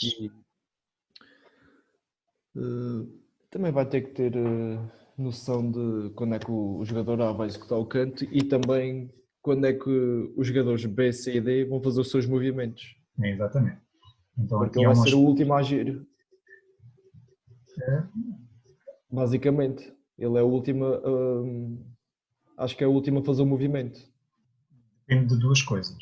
Depende do tempo que ele demora desde o ponto onde está a iniciar a sua corrida. Não sei se consegue ver aqui o meu indicador do rato, não? Aparece? Não. Deixa-me ver se... aqui devo conseguir fazer aqui qualquer coisa. Agora já consegue ver? Ainda não. Ainda não? Então deve ser só. Deixa-me ver. Se eu fizer assim, já consegue ver. Posso ver aqui uma linha que desenhei? Não. Sim, já. Esta azul. Ok. Sim. No fundo, um fator-chave é o tempo que ele vai demorar a fazer este movimento. Ok, que é exagerado, segundo aquilo que você estava a fazer. Quanto tempo é que ele demora a fazer isto? E este é um fator-chave. E é um fator-chave porque se relaciona com o tempo que a bola demora a ser colocada aqui. Vamos imaginar, se esta bola, desde que é batida, a ser colocada aqui, demorar 1,2 segundos, e se ele, a fazer esta trajetória, a correr até ali, demorar 2 segundos, então é importante eu coordenar este 1,2 com estes 2 segundos. Quer dizer que este jogador tem de iniciar antes a sua corrida e que só depois dele ter iniciado a sua corrida e já ter iniciado 0,8, se isto ficasse mais ou menos bem, só 0,8 depois é que este jogador tinha de bater na bola. Quer dizer que na articulação entre o A e o E, este A tem de saber quando este inicia a corrida ainda não pode estar a bater na bola, mas provavelmente só quando ele tiver a chegar aqui ao limite da grande área é que é o momento para ele bater na bola. E para ele bater na bola neste momento em que ele está a chegar aqui à grande área, então ele demorou 0,8 segundos antes. Mas este provavelmente, antes de bater na bola, 0,8 segundos não chegam para ele. Ele provavelmente precisa aqui de um tempo de aceleração maior. E em regra estes jogadores normalmente demoram à volta de também 1,2, 1,5 segundos por aí. Então quer dizer que, na prática, é este jogador que tem de começar antes o seu movimento para este depois poder fazer esta ação. Isto coordenando estes tempos. Logo, este é um aspecto-chave neste exercício. É o tempo que cada um destes dois jogadores precisa para que consiga este jogador chegar ao sítio da bola no momento em que a bola lá está. Mais uma vez tínhamos visto que aquele aspecto importante ali anteriormente de coordenar a ação destes dois jogadores para que a bola chegue no momento exato é decisivo para o sucesso desta situação. O sucesso dela faz precisamente por isto, porque se a bola chegar lá antes, as condições de sucesso estão diminuídas, mas se a bola também chegar depois, também é muito mais difícil de ter sucesso. Quer dizer que esta situação pode e deve ser trabalhada com base em aspectos destes.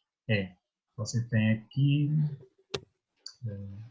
a zona, falta um O, não é, da aproximação, mas o que você tem de definir exatamente aqui são estes indicadores para ele poder iniciar a ação lá, saber quando este inicia a ação o que é que este faz, para quando este está em determinadas zonas o que é que este tem de estar a fazer para chegar lá. Depois, naturalmente, isto tem de ser ajustado no campo e os jogadores vão fazendo isto com base no feeling quando o treinador não chama a atenção para isso. Mas nós devemos prever isso no plano de treino. Imagine, se este jogador aqui iniciou o seu movimento cedo demais, quer dizer que a bola vai lá chegar antes. Então este provavelmente já não pode fazer esta volta toda, vai fazer esta volta aqui mais curta para rematar aqui mais perto. E o jogador tem sensibilidade para perceber isto, eles vão tendo sensibilidade para ajustar e para perceber isto. Ok, o outro iniciou mais cedo, eu não posso dar a volta tão grande, tenho de ir um bocadinho mais perto.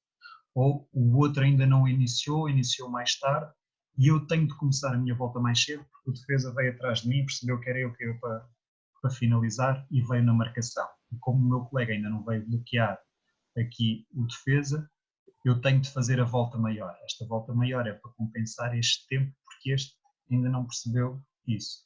Então aqui nesta situação, estes ajustes destes tempos entre os jogadores é decisivo para o sucesso da mesma. E um dos grandes problemas que nós temos com a motivação dos jogadores nestas situações é que quando eles não percebem isto e quando eles não estão a jogar nestes ajustes de tempos, mas se limitam a, ok, eu bato a bola para um sítio e este faz um movimento e depois aparece lá quando quer, quando lhe apetece para finalizar, então isto ao fim de 3 ou 4 vezes é uma chatice, é uma seca, a malta está toda chateada com aquilo e eu tenho de arranjar aqui outras coisas diferentes para tornar aquilo mais motivador. Mas estas coisas diferentes fizeram com que eu me desfocasse disto. O grande desafio que nós temos é, no nosso treino, no nosso plano de treino, fazer com que os jogadores se mantenham empenhados nisto que é fundamental para o sucesso da situação.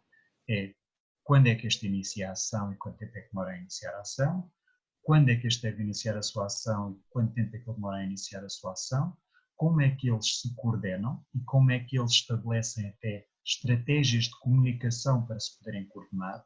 Normalmente depois vocês têm aquelas coisas que são mais habituais, que é um braço no ar, exatamente, ou puxar a meio, ou os braços, coisas diferentes, mas depois tem de ter sinais entre jogadores específicos, que você pode dar indicação à equipa, ok, toda a equipa sabe que a bola é colocada para a finalização deste jogador. Levantou o braço no ar, por exemplo. Mas estes dois jogadores têm de ter um sinal entre eles para saber quando este começa é o sinal para este também arrancar, porque depois o tempo deste vai influenciar o tempo deste. Ok. E isto implica que no vosso plano de treino, algumas destas coisas que eu disse, naturalmente muito do que eu disse não pode, não deve estar no plano de treino, porque um plano de treino senão deixava de ser um plano de treino e era um documento muito mais exaustivo sobre o que é uma situação de campo, mas é importante vocês definirem então as capacidades e características que os jogadores têm de ter e as preocupações que eles têm de evidenciar para trabalhar este tipo de situações. não é? E depois ir criando aqui condicionantes, principalmente na ação dos defesas, para que eles coloquem problemas distintos a estes jogadores. Eu imagino que eu tenho este jogador que faz a marcação a este e que não consegue ser bloqueado pelo jogador B. Então, como é que este jogador consegue resolver o problema para ter de ir ali finalizar à mesma? Ou imaginem que este jogador percebe que a bola vai para ali e consegue ir ali fazer a oposição ao jogador E. Como é que este jogador E vai ali disputar a bola? E como é que a bola é colocada ali para este jogador E finalizar? É para ele saltar e finalizar de cabeça, e este saltar de cabeça é 2 metros do chão, ou é 2,5 metros do chão, ou é uma bola a meia altura, que chamamos a 1,5 metro do chão, em que ele tem de rematar de moinho, ou é colocada junto ao solo. Quer dizer, são tudo aspectos diferentes que vão permitir trabalhar esta mesma situação com o mesmo propósito, ou seja, estas coordenações entre os jogadores e entre as funções distintas que eles têm, mas preparando-os para aquilo que podem ser as contingências do jogo, que naturalmente vão depender daquilo que nós vamos encontrar na equipa adversária. Se estivermos a falar do futebol de formação, do futebol de série, não há muito, normalmente o foco na equipa adversária, naquilo que é a lógica que a equipa adversária está organizada. Mas se estivermos a falar de futebol sénior, principalmente de futebol sénior profissional, então aqui habitualmente há uma noção muito clara de como é que a equipa adversária costuma defender este tipo de situações, privilegia a zona, a marcação individual, que tipo de jogadores é que coloca em determinadas zonas do campo, que características é que esses jogadores têm, e por isso é que também na criação do vosso cenário para o vosso plano de treino é importante contextualizarem muito claramente qual é o cenário em que estão a trabalhar. Dizem, ok, isto é futebol de 7, são meninos sub-12 e participam no campeonato distrital da Guarda. Ok. Eu já tenho o meu cenário definido que me permite perceber as minhas opções em termos de plano de treino e de exercícios para trabalhar este exercício. Bem, seria completamente diferente se eu estivesse, por exemplo, a falar de futebol de sénior, sub-15, para futebol feminino de meninas de elite nacional. E aqui a lógica já seria outra. As preocupações já teriam de ser outras também. Joel, não sei se... Não, fiquei esclarecido, sim. É? Sim, sim. Mais ou menos deu para... Dá, claro que sim.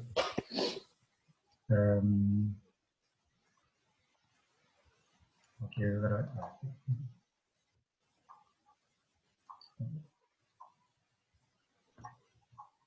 Se tiver mais alguma dúvida, alguma questão, Joel, estou ao seu dispor, não tem problema.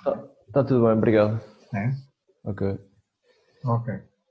Mais uma vez, volto a dizer, como disse ali ao André, o desafio para estas situações é sempre prepararmos um plano de treino para 90 minutos que nos permita manter o foco neste tema ou nesta situação, e por isso é importante que vocês naturalmente também acautelem as questões que vimos há pouco, da motivação dos jogadores, da necessidade de descanso, de repouso, da intervenção dos treinadores. Podem ter momentos para isso, por exemplo, podem imaginar, definir que isto é um plano de treino para uma equipa sénior profissional masculina, e em que eu tenho 90 minutos em que vou trabalhar apenas situações de canto ofensivo. Os 90 minutos não precisam de ser a realizar o exercício no campo. Também eu posso ter ali, imaginem, por exemplo, 30 minutos iniciais, em que vocês podem prever isso, em que vou passar alguns vídeos daquilo que são as expectativas da organização defensiva da equipa adversária, para nós, em termos ofensivos, percebermos como é que contrariamos as estratégias que eles privilegiam quando estão a defender aquela situação de campo. Então, depois vou 60 minutos para o campo, com base nessa informação, então realizar algumas destas situações que me permitam, em função daquilo que eu vi anteriormente, poder trabalhar estratégias que me permitem ter sucesso naquela situação. Não é? Agora, no vosso plano de treino, não basta vocês dizerem 30 minutos de vídeo no anfiteatro. Não é? Têm de, se optarem por isto, especificarem o que é que vão privilegiar, por exemplo, nesse vídeo. Ou seja, que características é que essa informação da equipa adversária, que informações é que esse vídeo devia ter, que características vocês iam privilegiar para transmitir aos jogadores, para depois elas poderem ser trabalhadas no campo de uma forma mais eficiente. Não é? Se quiserem, podem seguir também este referencial, não há problema nenhum nisso. Ok, estou obrigado. Nada, João. Há mais alguma dúvida, alguma questão? Sem problema.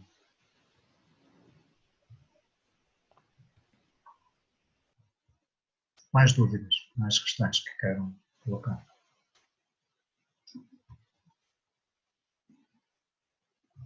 Bom dia, prof. Está tudo bem? Olá, Sérgio, tudo bem? Obrigado. Tudo Eu também.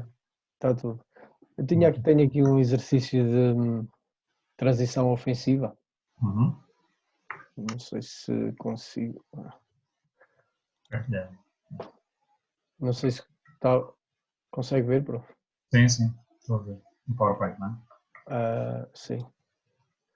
Pronto, eu tinha aqui esta situação, uma transição ofensiva com a equipa vermelha aqui em posse de bola. O que é que eu fiz aqui? Fiz a equipa em posse de bola com menos jogadores para potenciar essa mesma transição ofensiva por parte da equipa azul.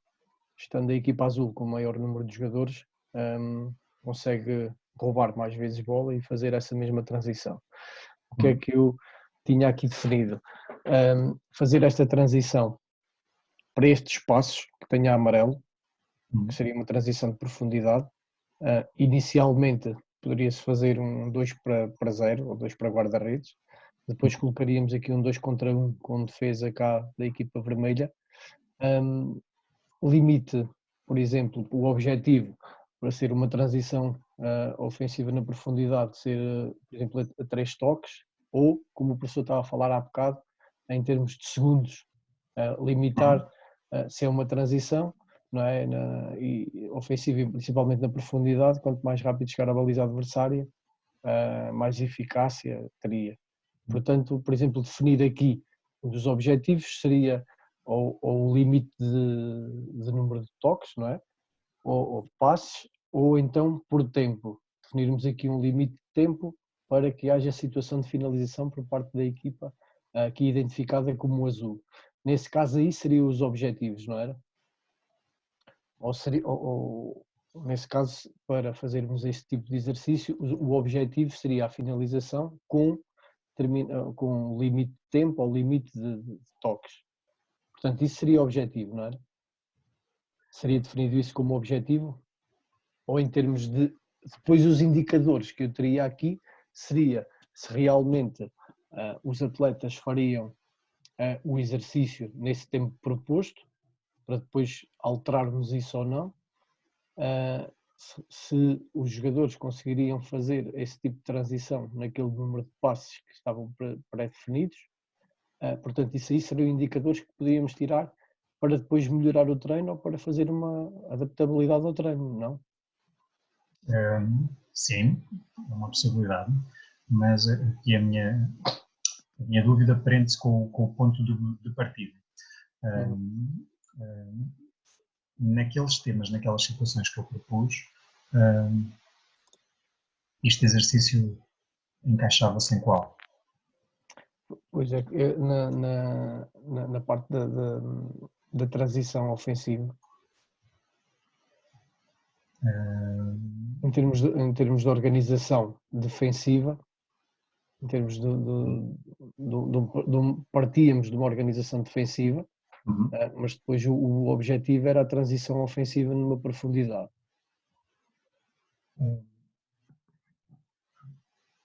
Eu percebo, Sérgio, mas aqui a questão é não fugirem dos temas. Ou seja, tudo aquilo... Isto aqui foi um exercício que eu fiz, que estava na ideia de uma organização ofensiva, mas depois acrescentar aqui uma transição. Agora, por exemplo, o professor, em termos de organização ofensiva, organização defensiva, peço desculpa, trabalharíamos só mesmo a organização ofensiva, certo? Era o que o professor, por exemplo, quer, não é? Por exemplo, uma equipa em organização defensiva, trabalharíamos só isso, um plano só para organização defensiva. Deixávamos, por exemplo, esta parte da transição de fora. No fundo, aquilo que eu pretendo é chamar-vos a atenção para um dos problemas que me parece que é muito recorrente em termos de treino no futebol, que é, muitas vezes nós temos objetivos que são demasiado ambiciosos para os treinos. Nós, e é normal, mesmo nas equipas da formação, nós fazermos uma época regular com mais de 100 treinos, 120, 140 treinos, mesmo só trabalhando 3 vezes por semana, com algumas paragens, etc. E muitas vezes nós passamos esses treinos todos, ou a grande maioria deles, com o foco nos mesmos objetivos, mas com um grande número de objetivos por treino. E chegamos ao final da época e parece que os jogadores não aprenderam nada. Exato. E eu creio que isso acontece muitas vezes porque nós somos muito ambiciosos e temos muitos objetivos. É a mesma coisa que nos acontece, se calhar, a todos nós no dia a dia, em que nós, quando nos vamos levantar da cama, temos uma lista muito grande de coisas que queremos fazer naquele dia. E depois, muitas vezes, quando nos deitamos no final do dia na cama, vimos que se calhar dessa lista toda não cumprimos muitas coisas e se calhar muitas delas não cumprimos porque ficámos assustados com o tamanho até da lista que definimos ao início. E então, fruto um pouco desta minha análise, daquilo que me parece que é a experiência que tenho acompanhado também um pouco em termos de futebol, mais de formação, mas no futebol sénior creio que as coisas passam um pouco também por aqui. Por isso é que aqui a minha indicação é mais no sentido de simplificar, dizermos assim, voltar àquilo que é o básico do jogo, àquilo que é a essência do jogo e ser muito ambicioso, mas para poucos objetivos, que creio que é um pouco aquilo que é o sucesso do Jorge Jesus e de outros treinadores que me parece que ultimamente têm tido algum sucesso, mas falo um bocadinho melhor do Jesus porque me parece que conheço um bocadinho melhor e creio que muito do sucesso dele reside nisto, que é os treinos dele, quando nós vamos ver, aquilo são coisas muito simples, muito básicas, que se focam no essencial do jogador e que nós dizemos assim, mas o gajo está a trabalhar isto com jogadores que são profissionais, que têm 20 anos de bola. Sim, Mas a realidade é que eles não sabem aquilo. Há Ele tem de passar a maior parte. Ele tem de passar a maior parte. Admira como é que faz aquele tipo de treino tão simples numa equipa super profissional, não é? Mas a realidade, e esta é uma das grandes características que ele tem, e é dos melhores tipos que eu já vi a trabalhar, porque ele conhece os pormenores, os detalhes do jogo, e naquele exercício que parece um exercício muito básico, ele passa muito tempo com os jogadores a trabalhar o detalhe daquele exercício, daquela situação. Aquele exemplo que estávamos a ver há pouco com o Joel do canto. O Jesus é exímio naquilo, que é, o gajo ainda não começou a puxar as meias para cima e o outro já tem de ter começado a correr àquela velocidade para aquele sítio. E se ele não fizer aquilo, leva um raspanete do Jesus e tem de voltar atrás e fazer aquilo 10 vezes porque é ele que manda e porque sabe que se não fizer naquele tempo aquilo não vai correr bem. Vai ao pormenor. Mas é este pormenor em coisas muito simples e por isso é que ele muitas vezes passa treinos inteiros só a bater numa coisa muito, muito específica, num objetivo que parece que é muito pequenino. Ele diz, o objetivo para hoje é só isto. Mas ele sabe que se chegar ao fim do treino e tiver alcançado aquilo, perfeito, os jogadores aprenderam qualquer coisa. E aquilo que eu tenho visto muitas vezes é que a malta chega ao fim das épocas com muitos objetivos para ter alcançado e depois não alcançou nenhum. O jogador queria que os jogadores tivessem aprendido tudo, tivessem melhorado o passe, a recepção, a finta, a condução de bola, as transições, e chega-se ao final da época, o que é que eles aprenderam? Zero? Nada? Então, aqui a minha sugestão com estes temas é voltar àquilo que me parece que é a essência do jogo, aquilo que são os princípios mais básicos do jogo, que são as ferramentas mais simples para resolvermos os problemas que o jogo nos coloca. Para que vocês não se desfoquem. Porque, e como estava a dizer há pouco para o Joel e para o André, é muito desafiante em termos motivacionais passarmos 90 minutos a trabalhar um tema só. Sim, uma situação. E há muita gente que não aguenta isso. Mas aqui depende do meu nível que nós estamos a trabalhar e o Jesus tem muito mérito nisto. Os tipos que não se aguentam a trabalhar com eles durante 90 minutos aquilo, que não têm andamento para trabalhar com ele, que não querem melhorar, que não querem ser bons no pormenor, e é o pormenor que vai fazer a diferença no jogo e que vai dar a vitória.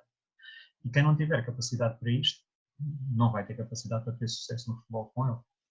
E isto parece-me que é uma das coisas que nós temos também de colocar um pouco o foco para preparar os jogadores também em termos mentais, em termos psicológicos para isso. Eu sei que é um desafio grande e por isso a nossa tendência é sempre meter mais objetivos, mais coisas para fazer, mais situações para tornar aquilo mais dinâmico, mais divertido. A gente repara nisso quando vê os desenhos animados dos miúdos, aquilo tem sempre muita cor, tem sempre muito movimento, os gajos andam sempre a correr, a saltar, a não sei o quê. Aquela pessoa vê 10 minutos de desenhos animados e fica cansada. E por isso é que depois a gente às vezes queixa-se que os miúdos são hiperativos e que fazem isto e fazem aquilo. Eles estão estimulados para fazer isto e é uma dificuldade parar. Destas as dificuldades agora que estamos todos a viver neste momento de isolamento em que andamos o ano todo a queixar-nos que não tínhamos tempo para estar em casa. E agora que estamos parados, estamos em casa, a malta queixa-se, já está farta de estar em casa, não sabe o que é que há de fazer. Não é? Claro. Mais uma vez aqui a lógica é a mesma. Por isso é que, Sérgio, voltando aqui à questão... Sim, portanto é simplificar e incidir sobre aquele... e direcionar para o tema. Sim, é? Okay. Porque no fundo o tema, o exercício pode estar correto, pode ir ao encontro do objetivo que estava a ser apresentado, mas se aquele objetivo não é um dos temas que eu tenho ali, não vai ao encontro do pretendido. É? Portanto, aqui o objetivo, um tema organização defensiva, focar só no ponto da organização defensiva, não é? E escolher um deles, ou a recuperação da bola ou a defesa da bola, porque são coisas diferentes. E não irmos para uma situação de progressão depois para outra, não é? Não, porque isto tem um problema grande, seja, que me parece que acontece muitas vezes, que é, mais uma vez, nós queremos ser muito ambiciosos e ter muitos objetivos para dar aos jogadores para alcançar e eles depois nunca percebem o que é que estão a trabalhar. Eles chegam ao final do treino e afinal eu estive a treinar o quê? O passo, a recepção, a condução, a progressão, não sei o quê. Ele fica cansado só de pensar nisso e depois, mas o que é que eu aprendi? Se calhar não aprendeu nada. E é aquilo que eu tento muitas vezes dizer, é preferível nós dizermos, eu para este dia, para este treino, só quero este objetivo. E se eu só tiver um objetivo por treino, uma aprendizagem só por treino, que parece muito pouco ambicioso, mas só uma aprendizagem por treino faz com que eu chegue ao fim da época e eu tenha aprendido mais de 100 coisas. O futebol não tem mais de 100 coisas para aprender. Não tem mais de 100 coisas para aprender. Por isso, se eu aprender uma coisa por treino, eu no fim da época aprendi tudo o que o futebol tinha para aprender. Se essa coisa ficar bem... Agora, tem de ser aprendido, claro. Não é? Eu passei por lá, eu fiz o exercício, que é porque às vezes a malta fica frustrada com isto. Não é? Que é, eu passei a semana toda a trabalhar aquilo, depois a malta chega ao jogo e aquilo não corre bem. É porque trabalhou mal, só pode. Porque se aquilo foi bem trabalhado, no sentido em que os jogadores aprenderam de facto o que deviam ter aprendido, a malta tem de chegar ao jogo e o jogo tem de correr bem, tem de ganhar. Não é? Por isso é que e essa é uma das grandes vantagens do futebol, é que normalmente os melhores ganham, os mais competentes ganham, não é? Os que trabalham melhor ganham. E por isso aqui, Sérgio, é importante nesta parte da organização haver mesmo aqui o foco, organização defensiva. Ok, é a recuperação da bola ou é a defesa da baliza? Se eu estou preocupado na recuperação da bola, então o que é que o meu exercício deve ter? Onde é que eu vou pressionar? Como é que eu condiciono zonas de pressão? Que características é que os meus jogadores têm de ter para saber se pressionam ou se não pressionam naqueles momentos? Se pressionam ou não pressionam naquelas zonas? E isto implica ir depois ao detalhe, que é a minha preocupação também com estes exercícios. Não é que vocês consigam apresentar um exercício genérico e que seja chapa 5 que dá para tudo. Porque isso qualquer pessoa faz. Acho que aqui a preocupação, em termos daquilo que me parece que é importante para vocês enquanto futuros treinadores, para todos nós, é nós conseguirmos ir ao detalhe do exercício e saber, ok, quando eu estou a trabalhar isto, a recuperação da bola, eu tenho de saber tudo sobre a recuperação da bola. Tenho de saber onde é que eu recupero a bola, como é que eu condiciono o adversário para jogar para zonas que me interessam, como é que eu defino zonas de pressão, como é que eu coordeno a minha equipa para todos eles, desde o avançado ao guarda-redes, estarem a trabalhar de forma coordenada para alcançarmos este objetivo da recuperação de bola. Depois eu posso definir aqui no mesmo treino diferentes zonas para recuperar a bola, posso definir, ok, vou jogar contra um adversário que, por exemplo, gosta muito de ter bola e gosta de ter a bola no meio campo adversário. Então eu vou ter de preparar exercícios em que vou ter de deixá-lo jogar no meio campo, mas condicionar as zonas em que eles jogam para poder recuperar a bola em zonas que não criem muita dificuldade para a minha equipa, mas que me permita ter a equipa equilibrada para caso não conseguir recuperar a bola, também não ceder espaços, não ceder oportunidades para eles poderem aproximar-se da minha baliza. Por exemplo, numa situação de uma organização defensiva, por exemplo, um contra dois na linha, não é? Defender um contra dois. Isso é uma situação específica da defesa da baliza, por exemplo. Eu não sei, eu li os temas, mas, por exemplo, nós a trabalhar, imagino que é o exercício de organização defensiva. Nessa organização defensiva, depois poderíamos ir a um pormenor destes, por exemplo, um 2 contra 1 na linha, na linha lateral. Perfeito. E até o que salientar nesse 2 contra 1. 1 contra 2, neste caso na linha lateral. Por exemplo, posicionamento dos guarda-redes, dos guarda-redes dos jogadores, colocação dos restantes colegas, a forma como se condicionava a entrada do homem com bola ou sem bola. Exatamente. Os momentos em que se faz, a distância que se deixa.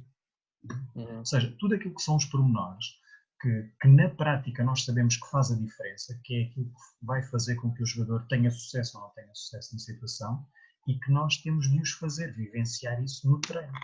Porque se no treino nós deixamos andar e não criamos uma situação específica para fazer sobressair isso e para fazer com que eles tenham essas aprendizagens, há alguns deles que vão aprendendo isto naturalmente, quer dizer, vão tendo o feeling, vão adquirindo aquilo, mas a maior parte deles passou por lá, por isso é que há muitos jogadores Por isso é que existe a tal complexidade, que há jogadores que percebem logo isto na primeira ou na segunda e outros têm que estar ali a bater naquilo, porque senão não saem dali, não é?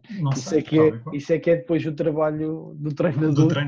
É levar esse tipo de atletas ou de jogadores a consigam perceber também, ou conseguir equipará-los a outros que tenham mais capacidade inata, não é? Qual é que é o trabalho, qual é que é a dificuldade de ser treinador do Cristiano Ronaldo? A grande dificuldade é mandar o rapaz de parar, mano. O homem quer estar sempre a trabalhar, quer estar sempre a fazer coisas. Que acho que foi um dos grandes sucessos e muitas vezes quando ele fala do Zidane ele deixa essa indicação. O Zidane, porque tinha sido se calhar antigo jogador, percebia isso e conseguiu fazê-lo perceber que muitas vezes é preciso parar, é preciso não jogar, é preciso não se cansar para nos jogos importantes ele estar como deve estar. E olhávamos para ele ao início, quando era substituído ou ficava de fora, saía frustrado. Depois, lá mais para o fim da época, já levava aquilo de forma diferente, mais aligerada. Porque percebeu, porque conseguiu alcançar os objetivos, ganhar as Ligas dos Campeões, as bolas de ouro, os troféus, não sei o quê, e percebeu que aquilo de facto era a forma que ele tinha de chegar lá e de alcançar os objetivos. Agora, isso implica também o treinador ter esta sensibilidade e fazer o jogador perceber de facto aquilo que é mais importante para ele alcançar os objetivos e alcançar os objetivos quer individuais, quer os do clube, não é? Por isso, mais uma vez, é a questão do detalhe, do pormenor, não é? Nós muitas vezes falamos, mas que depois, quando operacionalizamos, ainda temos uma grande dificuldade. Não é? E muitas vezes a dificuldade é apenas porque aquilo que é a norma a ser feito é a malta mais ou menos faz todos aqueles mesmos tipos de exercícios. E a realidade é essa, quer dizer, hoje, se virmos muitos treinos, e agora está tudo parado, mas quando se via aí muitas equipas a treinar, muitos treinadores a treinar, eu confesso que sinceramente raramente me surpreendia, porque mais ou menos tudo aquilo que eu via, as pessoas mais ou menos andavam tudo à volta do mesmo, das mesmas situações, dos mesmos exercícios, das mesmas preocupações.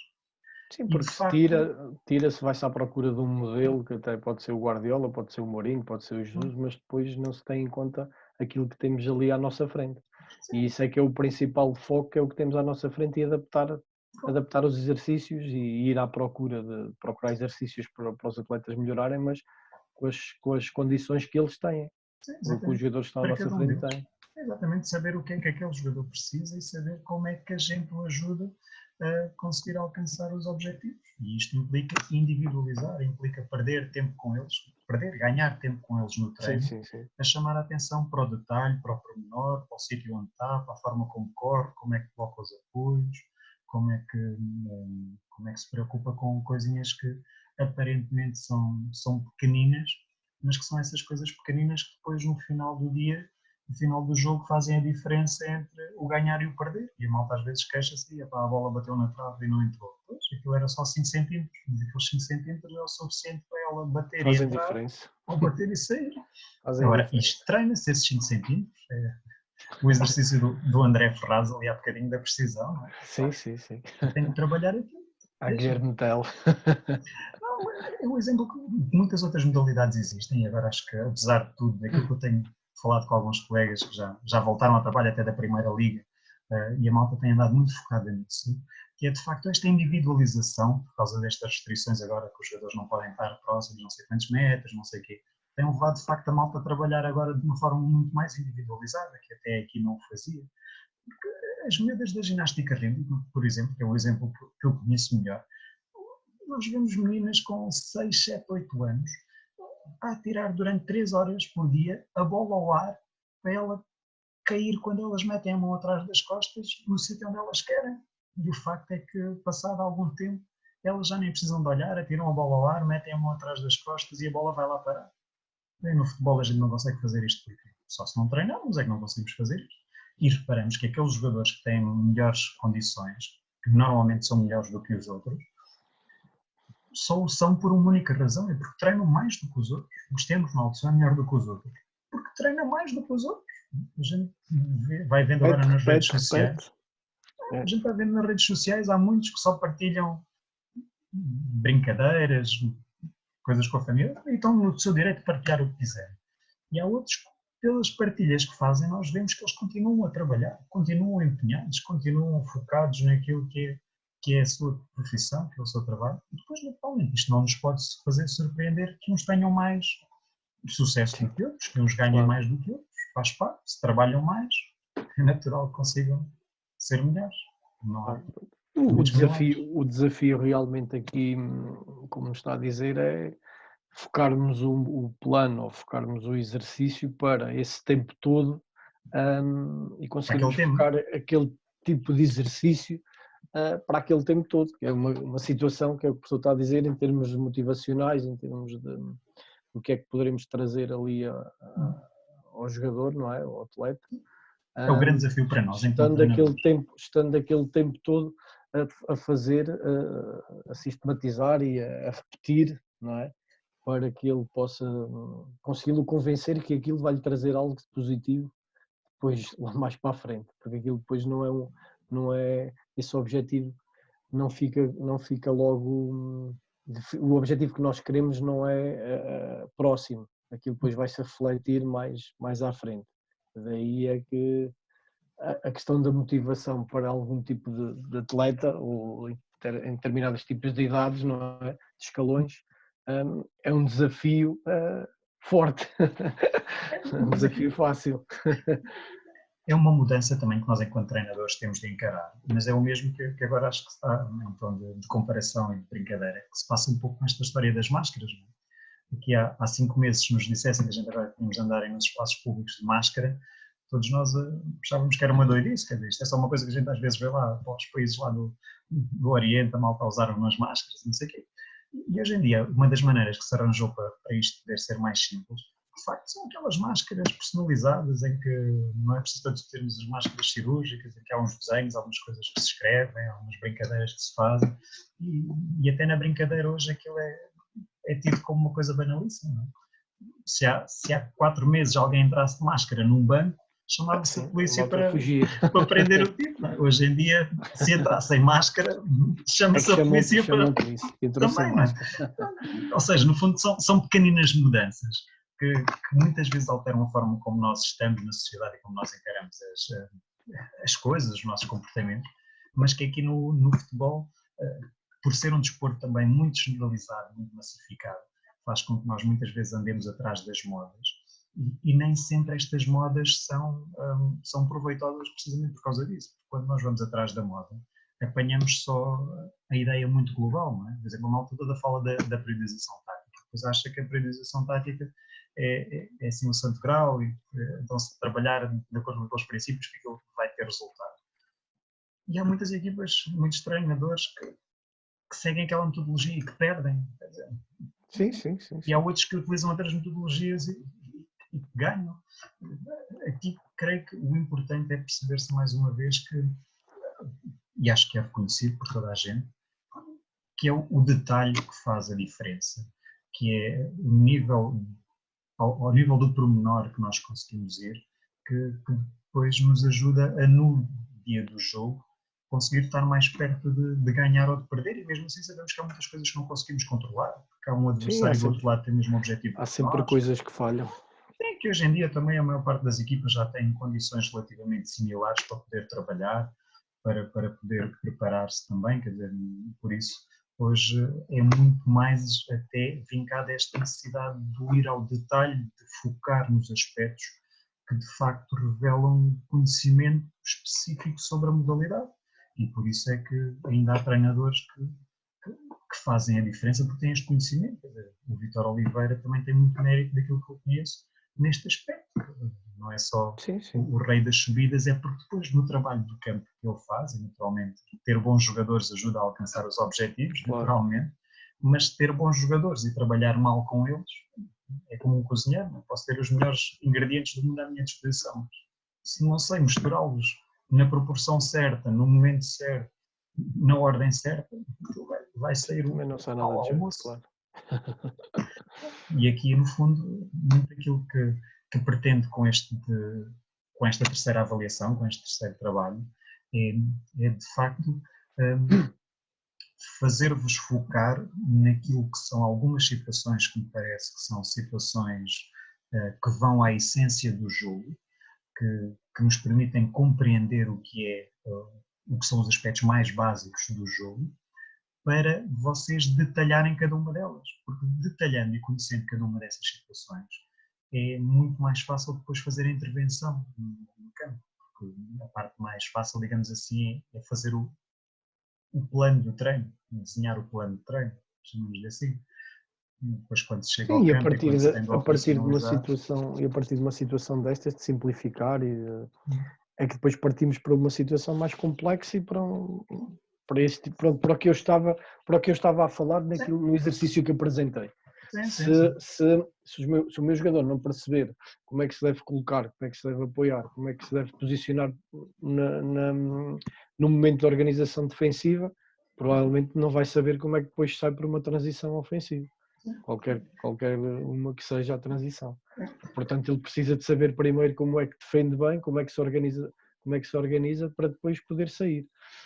E o intuito que o professor está a dizer e neste tipo no trabalho é isso, não é? É irmos àquele pormenor, focarmos naquele pormenor, separar para depois trabalhar nesse pormenor.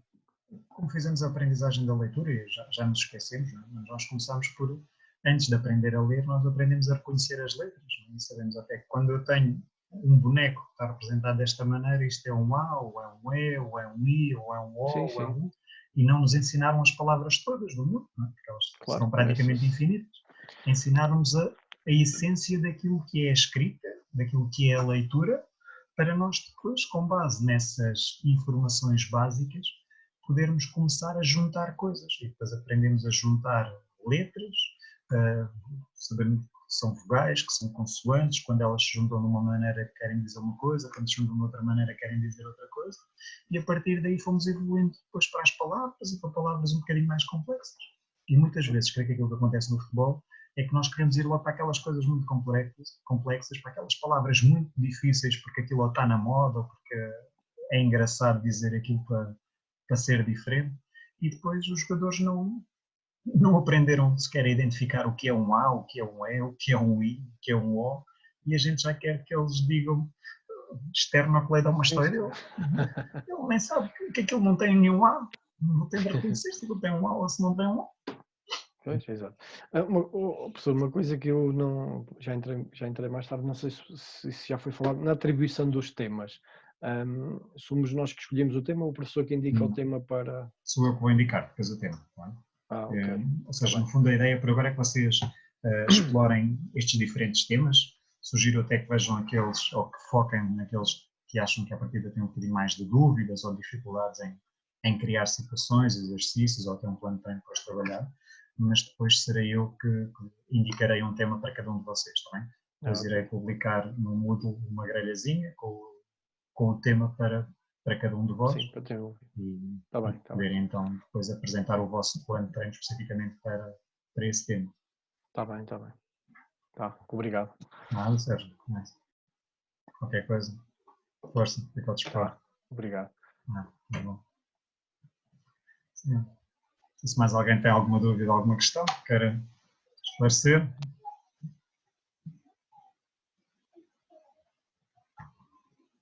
Não? Ok, então. Muito obrigado a todos mais uma vez por terem estado presentes. Continuação, tudo bom para todos.